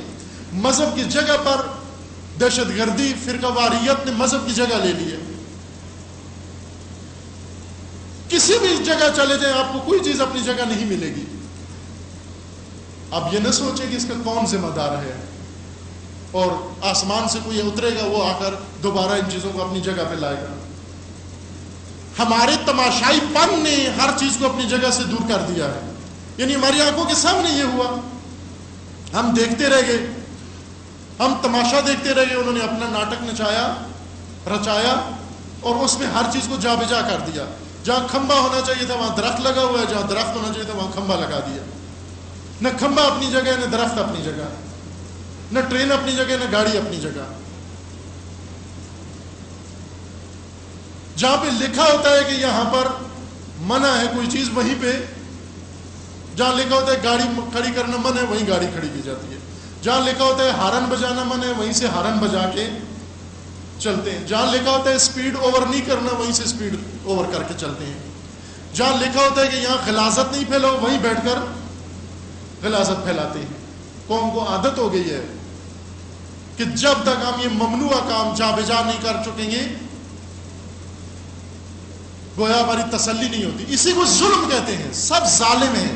ظالم اس معنی میں کہ جو بھی اپنے مقام پر نہیں ہے وہ ظالم ہے, وہ ظالم ہے. اور جو بھی اس ظلم کو دیکھ کے تائید کر رہے خاموش ہے وہ بھی ظالم ہے. چونکہ خداوند کا یہ فرمانا ہے الساکت علی الظلم مع الظلم, جو ظلم پر خاموش ہے وہ ظالم ہے در حقیقت. لہذا ہماری زیارات میں لعنت ہے ظالمین پر بھی, قاتلین پر بھی, و ساکتین پر بھی. لعن اللہ امتا قتلت کا ولعن اللہ امتا ظلمت کا ولعن اللہ امتا سمعت بذلک فرضیت بہ. چونکہ تماشائی بننا ظلم پر, یہ ظلم کا ساتھ دینا ہے. ایک اقلیت محدود لوگ اٹھ کر ہر چیز کو جا بجا کرتے ہیں, اپنے مقام سے ہٹاتے ہیں, اور ایک بڑی اکثریت چپ کر کے اپنا سر جھکا کے اس کے قریب سے گزر جاتے ہیں. ہم کتنی دفعہ گزرتے ہیں ہمارے سامنے کوئی آدمی جا بجا کر رہا ہے, اٹھا کے کسی جو چیز جہاں ہونی چاہیے وہاں سے اٹھا کے کسی اور جگہ رکھ رہے, ہم اس کو روکتے تک نہیں, ٹوکتے تک نہیں, امر بالمعروف نہیں کرتے, نہی عن المنکر نہیں کرتے, اسے بتاتے بھی نہیں کہ عزیز من اس چیز کی جگہ یہاں ہے جہاں سے تم اٹھا رہے ہو. کوئی آدمی اپنی جگہ نہیں ہے, کوئی پوسٹ اپنی جگہ نہیں ہے, کوئی محکمہ اپنے مقام پہ نہیں ہے. اس کو اپنے مقام پہ لانے کے لیے احساس کی ضرورت ہے, بیداری کی ضرورت ہے, توجہ کی ضرورت ہے.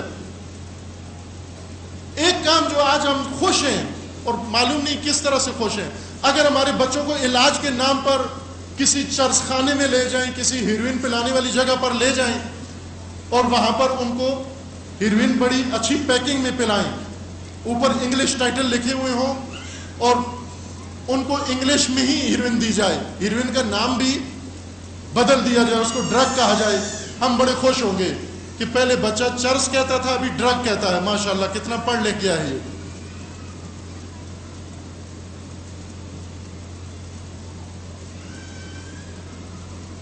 پہلے میلا تھا ابھی کریم لگاتا ہے, پہلے زلفیں اس نے رکھی ہوئی تھی ابھی وہ کٹنگ کروا کے آیا ہے، ماڈرن کٹنگ کروا کے آیا ہے، کیا ہم ان باتوں پر خوش ہوں گے؟ آج جس سسٹم میں ہم نے اپنے بچے ڈالے ہوئے ہیں، خوش ہیں اس بات پر؟ پیسے دے کے اپنے بچوں کو جہاں رکھا ہوا ہے وہاں خوش ہیں ہم؟ ہمارے بچوں کے ساتھ کیا ہو رہا ہے؟ اپنے سٹیٹس کے لیے ان بچوں کو وہاں رکھا ہوا ہے۔ کس میں رکھا ہوا ہے؟ کہ جہاں پر خام میٹیریل کی جگہ تھی، یعنی ہمیں چونا چاہیے تھا، چونے کے لیے کیا چاہیے؟ پتھر چاہیے تھا، پتھر کو پگھلا کر چونا بنانا تھا، کیوں؟ کہ بلڈنگ کو رنگ کرنا ہے ہم نے۔ یہ انسان ہے، چونے کا پتھر نہیں ہے، سیمنٹ کا پتھر نہیں ہے، یہ لوہا نہیں ہے، یہ میٹل نہیں ہے، میٹیریل نہیں ہے، یہ انسان ہے۔ صنعت کا تعلق میٹیریل سے ہے، تعلیم کا تعلق انسان سے ہے۔ لیکن جس معاشرے کے اندر انسان نہ رہے، انسان شے بن جائے، چیز بن جائے، شے بن جائے۔ آج انسان چیز ہے، شے ہے، پرزہ ہے، پرزے بنائے جا رہے ہیں۔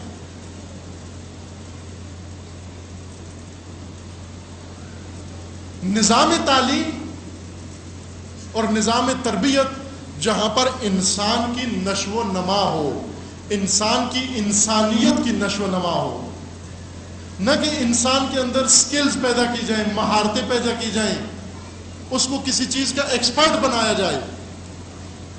ہمارا جو انڈسٹری ہے، یہ انڈسٹری فقط ہمارے بچوں کے اندر سکلز پیدا کر رہی ہے، ہمارے بچوں کے اندر فضائل نہیں پیدا کر رہی۔ تعلیم کا مقصد فضائل پیدا کرنا ہے، تعلیم کا مقصد کمالات پیدا کرنا ہے۔ خدا کی ذات خود معلم ہے، اللہ نے اپنے لیے لقب معلم اختیار کیا ہے کہ پہلا معلم بشر ذات خدا ہے، اور ذات خدا کے بعد انبیاء کرام ہیں، یعنی جن کے اوپر معلم اور تعلیم کا لفظ جچتا ہے۔ انبیاء نے اس طرح سے محکمے نہیں بنائے، انڈسٹریاں نہیں بنائی۔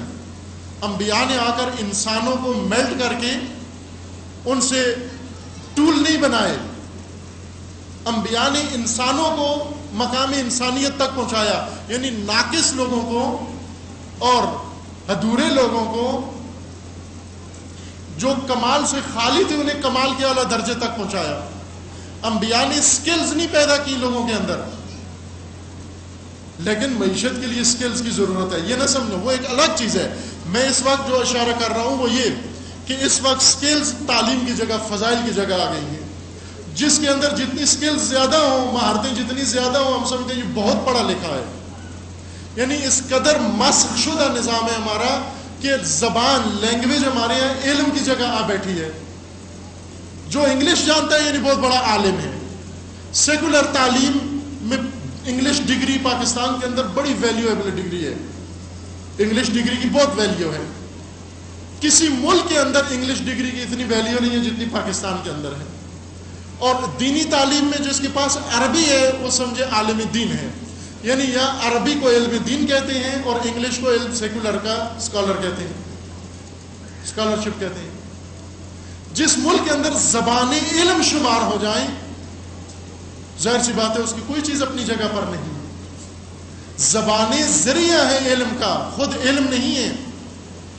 اگر بہت اچھے طریقے سے بھی انسان زبان جانتا اور بولتا ہو، عالم نہیں بنا ابھی وہ۔ اگر عربوں سے اچھی عربی جانتا ہو، عربوں سے اچھی عربی بولتا ہو، عالم نہیں بنا ابھی۔ اگر انگریزوں سے اچھی انگریزی جانتا اور بولتا ہو، بھی عالم نہیں بنا۔ پیغمبر اکرم نے عربی نہیں سکھائی لوگوں کو، وہ خود عرب تھے، عربوں کو کچھ اور سکھایا، عربوں کو قرآن سکھایا، عربوں کو فضائل سکھائے، عربوں کو پہلے نظام دیا۔ کیا طریقہ ہے اب اس رجحان کو بدلنے کا؟ کیا طریقہ ہے؟ یہ کام جو آپ نے کیا ہے سب نے مل کر، پانیوں نے جو عرصے سے کر رہے ہیں، خداوند تعالیٰ ان کی توفیقات میں اضافہ فرمائے، لیکن اس سے بہتر ہونا چاہیے اور اس کام کو پھیلنا چاہیے۔ یہ ورکشاپ بچوں کے، مختلف عمر کے بچوں کے الگ الگ ورکشاپ ہونی چاہیے۔ اس طرح سے نہیں ہونی چاہیے کہ سارے بچے ہر عمر کے ایک ہی ساتھ جمع ہوں، پر کہ وہ بھی مجبوریاں ہیں، کمی ہے، استادوں کی کمی ہے، جگہ کی کمی ہے، معاونین کی کمی ہے، ان کمیوں کی وجہ سے، کمزوریوں کی وجہ سے یہ کیا جا سکتا ہے، اور یہ بھی میں سمجھتا ہوں کہ بہت ہمت کا کام ہے۔ اگر ہم بڑے بڑے اچھے ادارے نہیں بنا سکتے، بنانے چاہیے، انویسٹمنٹ کرنی چاہیے، پیسہ ادھر لگانا چاہیے والدین کو، اگر وہ کام نہیں کر سکتے تو یہ کم خرچ کام کر سکتے ہیں ہم. سال بھر یہ ورکشاپ بچوں کے لیے بچیوں کے لیے الگ الگ اس طرح سے اکٹھے نہ ہو, بچیوں کے الگ بچوں کے الگ الگ ہوں. یہ عرض کیا کہ مجبوری کی وجہ سے ہے, لیکن نہیں ہونا چاہیے ایسے, بچوں کے الگ بچیوں کے الگ, وہ سب مل کر والدین بھی, علماء بھی, معلمین بھی, خیرین بھی, جوانان بھی, ٹیچرز بھی, سب مل کر اسی طرح سے نظام تعلیم کو متعارف کروائیں, انٹروڈیوس کروائیں. یعنی انڈسٹری سے اپنے بچوں کو نکال کر آہستہ آہستہ نظام کی طرف لائیں, سسٹم, ایجوکیشن سسٹم کی طرف لائیں. ان کو میٹیریل سے نکال کر انسانیت کی طرف لائیں. وہ کام جو ایسے موقعوں پر ہونا چاہیے وہ یہ بھی نہیں ہے کہ ہم بھی یہاں پر ان کے اندر چند مہارتیں ایجاد کر دیں اور ان کے ہاتھ میں چند پتوں کا گلدستہ دے دے, بڑا سرسبز گھروں میں لے جائیں, چند احکام فرفر سیکھ کے چلے جائیں. تعلیم و تربیت طوطا بنانا نہیں ہے, تعلیم و تربیت پودا بنانا ہے, طوطا نہیں بنانا, پودا بنانا ہے. طوطا بنانا یعنی 2-4 باتیں سکھا دی, ازبر کرا دی, رٹا لگا دیا, رٹا لگا کے کچھ ادھر سنا دی, کچھ گھر جا کے سنا دیا. اگر بہترین بھی سیکھ لے تو بھی طوطا بنا ہے, طوطا کبھی انسان نہیں بن سکتا. تعلیم و تربیت کا مطلب انسان کو کرتب سکھانا نہیں ہے, سرکس کا حیوان بنانا نہیں ہے کہ چند کرتب سکھا دیں پھر لوگوں کو جمع کر کے اور ان کو کہیں گے بھی یہ دکھاؤ, یہ کرو, وہ کرنا شروع کر دیں, ہم یہ سمجھیں کہ بچے ماشاءاللہ بڑے پڑھ گئے ہیں. تعلیم و تربیت سے مراد, میں ابھی اس نقطے کی طرف اشارہ کرتا ہوں, یہ یہاں مقصود نہیں تھا بیان کرنا, یہ نقطہ صرف تکمیل گفتگو کے لیے عرض کر رہا ہوں. تعلیم و تربیت کا مقصد کیا ہے؟ مربیوں کو معلوم ہونا چاہیے, والدین کو بھی معلوم ہو اور بچوں کو بھی معلوم ہونا چاہیے. جب تک بچوں کے اندر یہ چیز نہ ہو, بچہ قانے نہ ہو, کہے کہ مجھے ابھی تک آپ نے میری تربیت نہیں کی, مجھے تعلیم نہیں دی ابھی آپ نے. والدین راضی نہ ہو کہ ابھی ہمارے بچوں کو آپ نے تعلیم نہیں دی, ہمارے بچوں کو آپ نے سرکس کا حیوان بنا دیا, ہمارے بچوں کو آپ نے طوطا بنا دیا, ہمارے بچوں کو آپ نے ابھی کرتب سکھائے ہیں. ہمارے بچوں کی تربیت کریں. تربیت اس طرح سے ہوتی ہے جیسے پودے کی ہوتی ہے, یا نیچے, یعنی یہ کہ انسان کے اندر خداوند تبارک و تعالیٰ نے جو صلاحیتیں رکھی ہیں, جو استعدادیں رکھی ہیں, جو ایبیلٹیز رکھی ہیں, ان کو اجاگر کرنا, ان کو ابھارنا, ان کو نکھارنا, پہلے ان کی شناخت کرنا, ان رجحانات کو ڈھونڈنا اور ڈھونڈ کر ہر بچے کے اندر خلاقیت پیدا کرنا, اس بچے کے اندر اس استعداد کو ابھارنا, اس کے اندر استعداد کو نکھارنا, ایسی استعداد کہ جو نکھر کر سامنے آئے اور یہ بچہ کمالات و فضائل پر آ جائے, فائز ہو جائے. جب یہ کمالات و فضائل پہ پہنچے گا, جب یہ ناقص کمال کی طرف جائے گا, اس وقت اس کو سکلز بھی سکھا دیں تاکہ ساتھ اپنی معیشت کا بھی انتظام کر سکے. حضرت امام صادق علیہ السلام کے پاس ایک شخص آیا اپنا بچہ لے کر,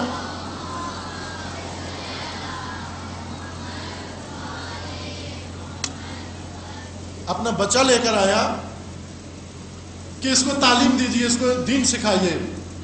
حضرت نے فرمایا کہ میں دین تو سکھا دوں گا, لیکن اس کو کوئی مہارت بھی سکھائیے یا نہیں سکھائی.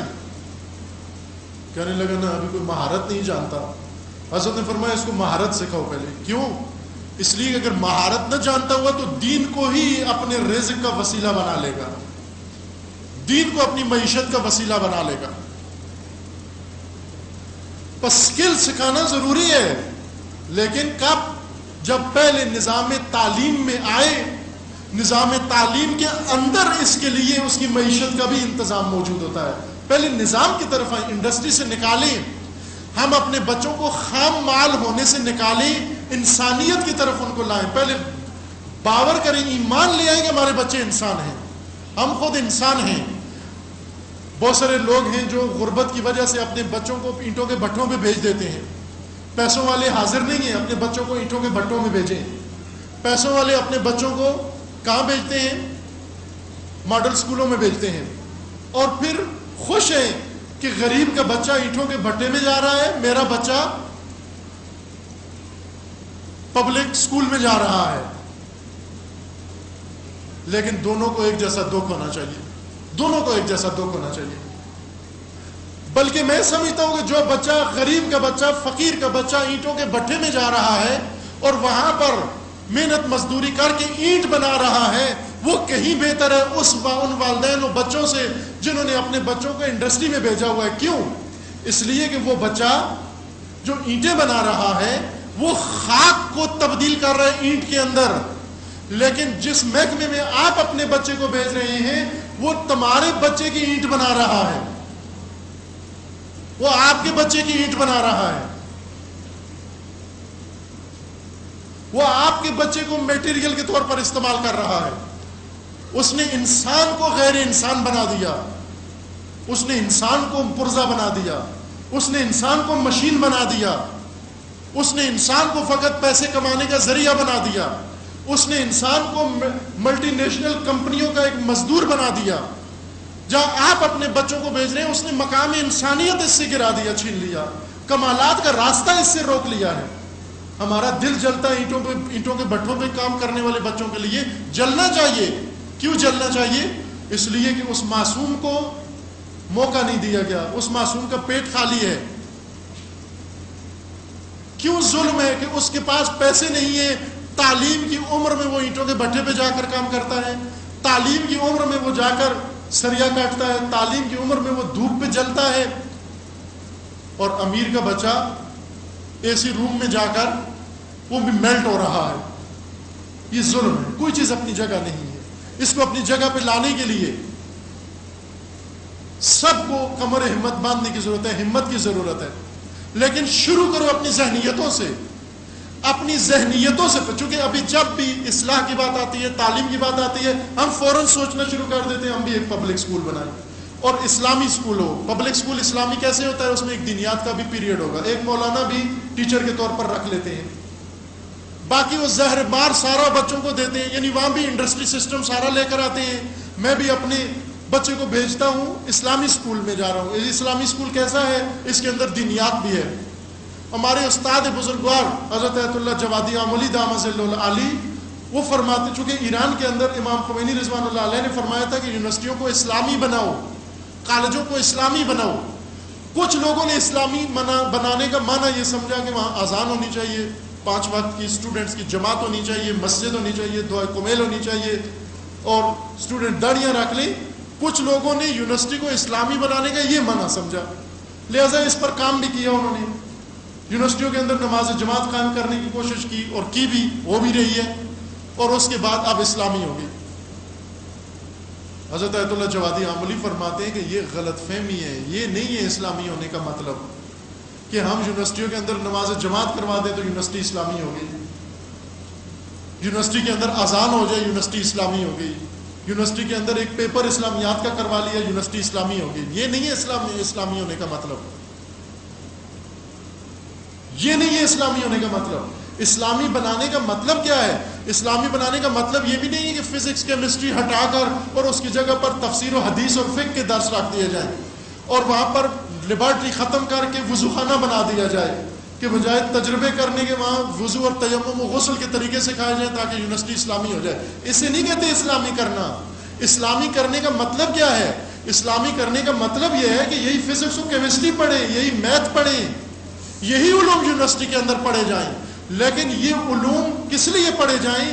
نہ اس لیے پڑھے جائیں کہ یہ علوم پڑھا کے ہم اس انسان کو مشین کا پرزہ بنائیں، ایک ملازم بنائیں، اور اس کو ایک اس صنعتی دنیا کا ایک فعال اور ایکٹیو فرد بنا دیں جو جاب کرے اور پیسے کمائے۔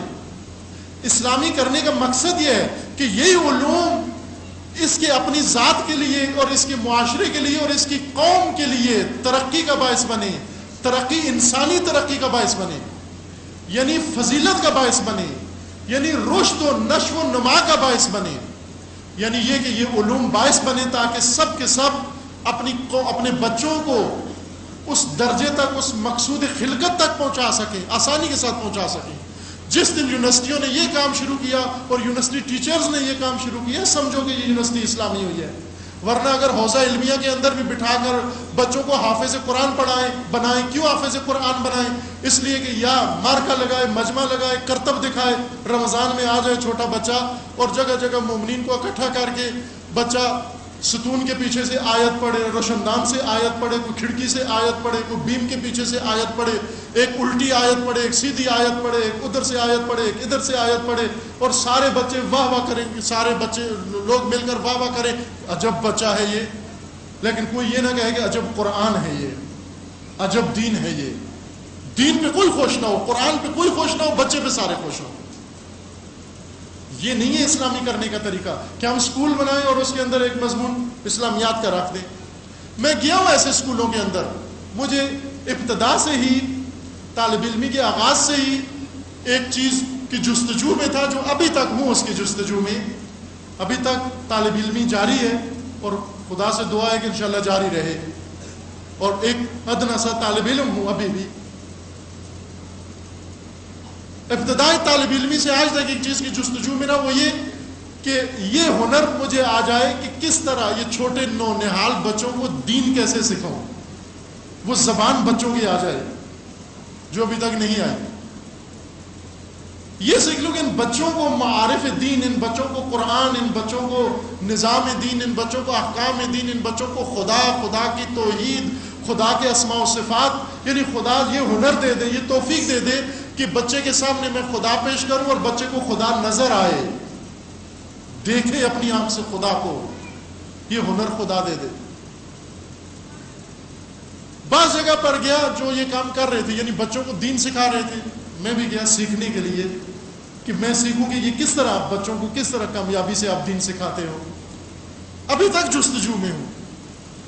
ایک کلاس میں یہ اسکول جو بنے ہوئے اسلامی نام پر پبلک اسکول، لیکن ان کے اندر اسلام کا بھی، یعنی خمس سے بنے ہوئے ہیں، زکوٰۃ سے بنے ہوئے ہیں، اسلامی بجٹ سے بنے ہوئے ہیں، اس لیے کہ بچوں کو یہاں پر ہم اسلامی طریقے سے، اپنے مذہب کے طریقے سے پڑھائیں گے. وہ اسی اسکول میں گیا، جا کر گئے تو ٹیچر وہاں پر مشغول تھے پڑھانے میں، اتفاق سے اسلامیات ہی پڑھا رہے تھے ان بچوں کو. اور بچوں سے ان سے جا کر پوچھا کہ آپ، کہا کہ آپ پڑھائیں، میں صرف دیکھنے آیا ہوں. آپ بار کے انہوں نے پڑھانا شروع کیا، میں دیکھتا رہا تھوڑی دیر کے لیے. وہ ٹیچر ان کو صفات ثبوتیہ اور صفات سلبیہ پڑھا رہے تھے، چھوٹے چھوٹے بچوں کو، تیسری کلاس کے بچوں کو پڑھایا انہوں نے. پھر بعد میں مجھے انہوں نے کہا کہ آپ بچوں سے سوال کریں. میں نے سوال کیا، سب کو معلوم تھا صفات ثبوتیہ اور صفات سلبیہ. ایک بچے سے پوچھا کہ صفات ثبوتیہ کیا ہوتی ہیں، وہ عبارت جو رٹی ہوئی تھی وہ اس نے دہرا دی. اسے پوچھا کہ اس کا معنی پتہ ہے، کہتا نہیں. پھر میں نے اس ٹیچر سے پوچھا کہ آپ کس طرح ان بچوں کو یہ مشکل معارف اور یہ سخت باتیں کس طرح سکھانے میں کامیاب ہو، وہ ٹیکنیک مجھے بھی بتاؤ. تو وہ ٹیچر کہنے لگے کہ یہ میں نے بھی آج ہی پڑھی ہیں یہ صفات ثبوتیہ اور سلبیہ، مجھے بھی زندگی میں پہلی دفعہ ملا. میں نے کہا تو پھر آپ جب خود نہیں سمجھتے صفات ثبوتیہ اور سلبیہ، بچوں کو کیوں پڑھا رہے ہیں؟ کہنے لگے کہ مجھے تنخواہ اسی چیز کی دی جاتی ہے، مجھے تنخواہ دی جاتی ہے کہ میں صفات ثبوتیہ اور سلبیہ پڑھاؤں. عزیزان، اس طرح سے ہمارے بچے اسلامی نظام میں نہیں آ جاتے. یہ وہی انڈسٹری ہے جس انڈسٹری کے اندر اسلامیات بھی ہے. یعنی یوں سمجھو کہ ایک فیکٹری ہے پائپ بنتے ہیں وہاں پر، اور نماز کے وقت جماعت بھی ہوتی ہے وہاں پر. تو اس کو ہم اسلامی فیکٹری نہیں کہتے جس کے اندر جماعت ہوتی ہے، کیونکہ بنتے پائپ ہی ہیں اس کے اندر. جس طرح آج کل انسانی اعضاء بکتے ہیں، پاکستان سب سے بڑی منڈی ہے انسانی اعضاء کی. گردے بک رہے ہیں، آنکھیں بک رہی ہیں. گورنمنٹ باقاعدہ یہ کاروبار کر رہی ہے، گورنمنٹ کے بڑے بڑے سیاستدان اور حکمران یہ کاروبار کر رہے ہیں. مردوں قبروں سے مردے نکال کر، جو پہلی رات کو دفن ہوتے ہیں، اپنے مردوں کا خیال رکھیے. جو مرحومین ہیں مومنین، قبر پہ سنتری بٹھائے، وہاں پر آپ دفنا کے آ جاتے ہیں، گورکان آ جاتے ہیں، رات کو مردہ اکھاڑ کے لے کے ان کے اعضاء نکال کے کہیں جا کر بیچ دیتے ہیں. کام ہو رہا ہے. پاکستان سب سے بڑی منڈی ہے اس وقت. اور ہڈیاں، حتیٰ مردوں کی ہڈیاں نکال لیتے ہیں. یہ ہڈیاں، اس سے بہت ساری چیزیں بناتے ہیں. اگر کسی جگہ پر ہمارے مردوں کی ہڈیاں نکال کر، پیس کر ان سے پروڈکٹ بنائے گئے ہوں تو ہم خوش ہوں کہ کسی کام آ رہے ہیں، ہمارے مردے بھی کچھ بن رہے ہیں. ہمارے مردوں سے کیا بنا رہے ہیں؟ برتن بنا رہے ہیں، کھاد بنا رہے ہیں. ہم خوش ہیں کہ کسی کام آ رہے ہیں، کچھ تو بن رہے ہیں نا. جس طرح ہمارے مردوں کی ہڈیاں نکال کر مرغوں کی کھاد بناتے ہیں، اسی طرح ہمارے زندہ بچوں سے کھاد بناتے ہیں اپنی فیکٹریوں کے لیے. پرزے بناتے ہیں اپنی فیکٹریوں کے لیے. سسٹم کی ضرورت ہے, نظام کی ضرورت ہے. اس نظام کی طرف ہمیں پہلے ذہنی طور پر پہلا نقطہ جیسے پہلے اشارہ کیا, پہلا کام ذہنی تبدیلی ہے. اپنے ذہنوں کو انڈسٹری سے نکال کر نظام کی طرف لائیں, سسٹم کی طرف لائیں. ہم احکام کی حد تک دین جانتے ہیں لیکن نظام کی حد تک دین کی طرف نہیں آئے, چونکہ نظام والا دین کسی نے بیان نہیں کیا, سسٹمز والا دین بیان نہیں کیا. پہلی دفعہ تاریخ کے اندر ائمہ اطہار کے بعد ایک شخصیت آئی جس نے آ کر دین کو سمجھا اور کہا کہ عزیزان, مسلمین, مومنین, اے ملت, اے امت, اے جوانان, اے خواتین, اے حضرات, کہ دین کے اندر احکام سے پہلے نظام موجود ہے, پہلے نظام دین کو سمجھو. ہم نظام کے بغیر احکام پر عمل کر رہے ہیں, اس فکر صرف ایڈجسٹمنٹ کی فکر میں ہے. یعنی سودی نظام میں زندگی بسر کر کے فقط اس چکر میں ہے کہ میں نے جو بینک میں پیسے رکھے ہوئے ہیں وہ کہیں سے جائز کرا دو. ابھی تک مجھ سے نہیں کسی نے پوچھا کہ دین کا نظام, اقتصادی نظام کیا ہے. سب نے یہی پوچھا ہے کہ میرے جو پیسے بینک میں پڑے ہوئے ہیں وہ وہیں پر رہیں, ان پر جو سود لگتا ہے اس کے جواز کی مجھے کہیں سے دلیل لا کے دو, کہیں سے فتویٰ لا کے دو.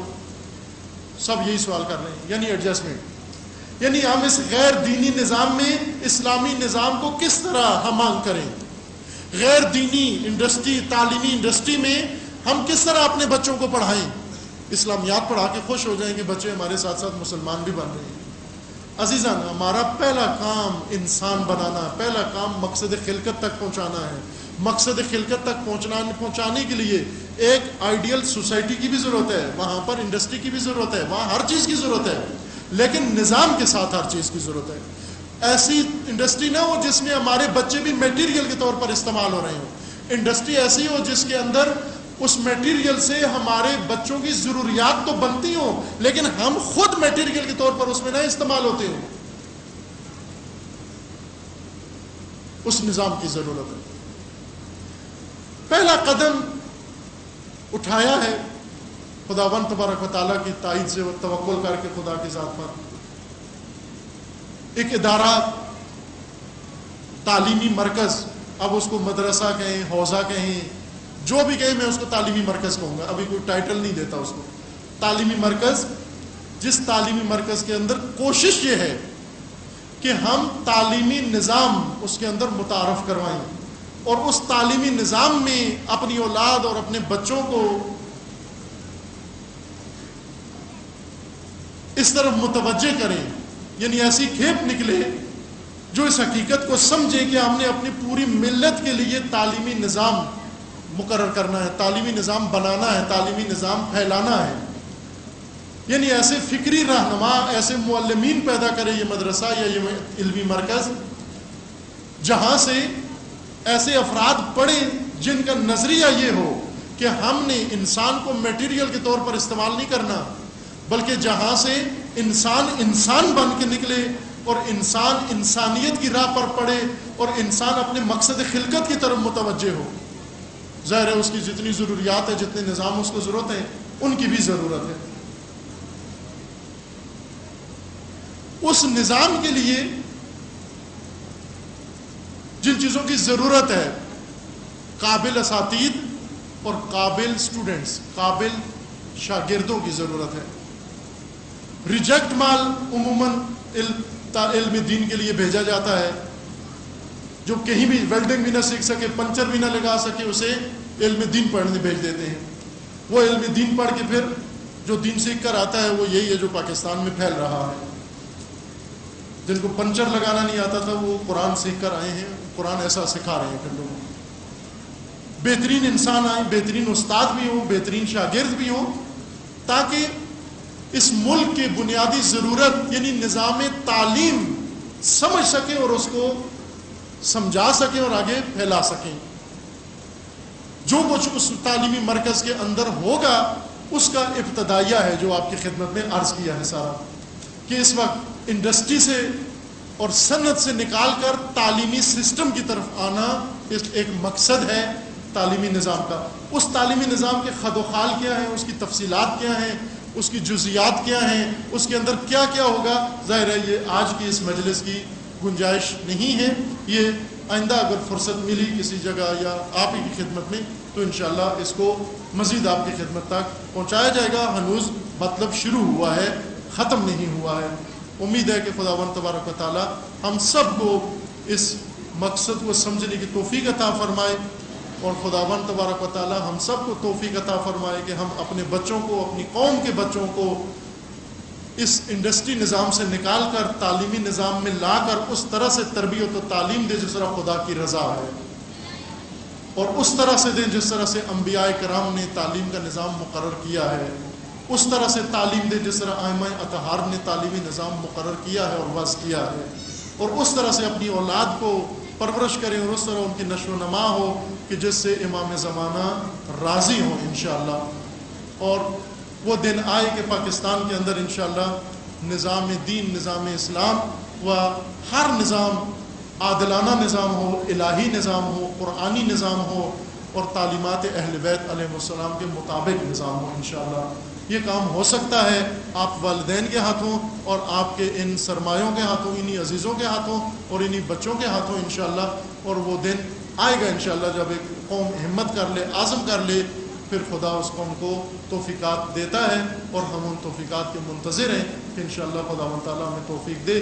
پروردگار سے دعا ہے کہ پروردگارہ اس وقت ملت پاکستان بہت سارے مشکلات و مسائل کا سامنا کر رہی ہے، از جملہ سیلاب کا پورے ملک کے اندر تباہی پھیلی ہوئی ہے. پروردگارہ تمام سیلاب زدگان و مصیبت زدگان کو اس آفت و بلا سے نجات عطا فرما. تمام ملت کو، وہ تمام خیر حضرات کو، وہ تمام صاحبان اقتدار و اختیار کو توفیق عطا فرما کہ ان مصیبت زدوں کو اس مصیبت سے نکالیں انشاءاللہ. اور پروردگارہ اس ملت کے اندر اتحاد و اتفاق برقرار فرما. مملکت پاکستان کے اندر امن و امان برقرار کر فرما. فرقہ واریت اور دہشت گردی پھیلانے والوں کو نیست و نابود فرما. ان کی حمایت و سرپرستی کرنے والوں کو نیست و نابود فرما. پوری امت مسلمہ کے اندر اتحاد و اتفاق برقرار فرما. حزب اللہ لبنان کی مدد فرما. سید مقامہ سید حسن نصر اللہ کی نصرت فرما. پروردگارہ مظلومین فلسطین کی حمایت فرما. مظلومین عراق کی نصرت فرما. مظلومین کشمیر کی حمایت فرما. پروردگارہ بحق محمد و آل محمد انقلاب اسلامی کی حفاظت فرما. راہبر معظم انقلاب اسلامی کا سایہ دراز فرما.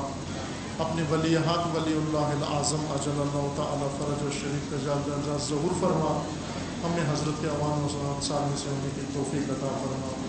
صلی اللہ علیہ محمد و آل محمد. درود پڑھیے محمد.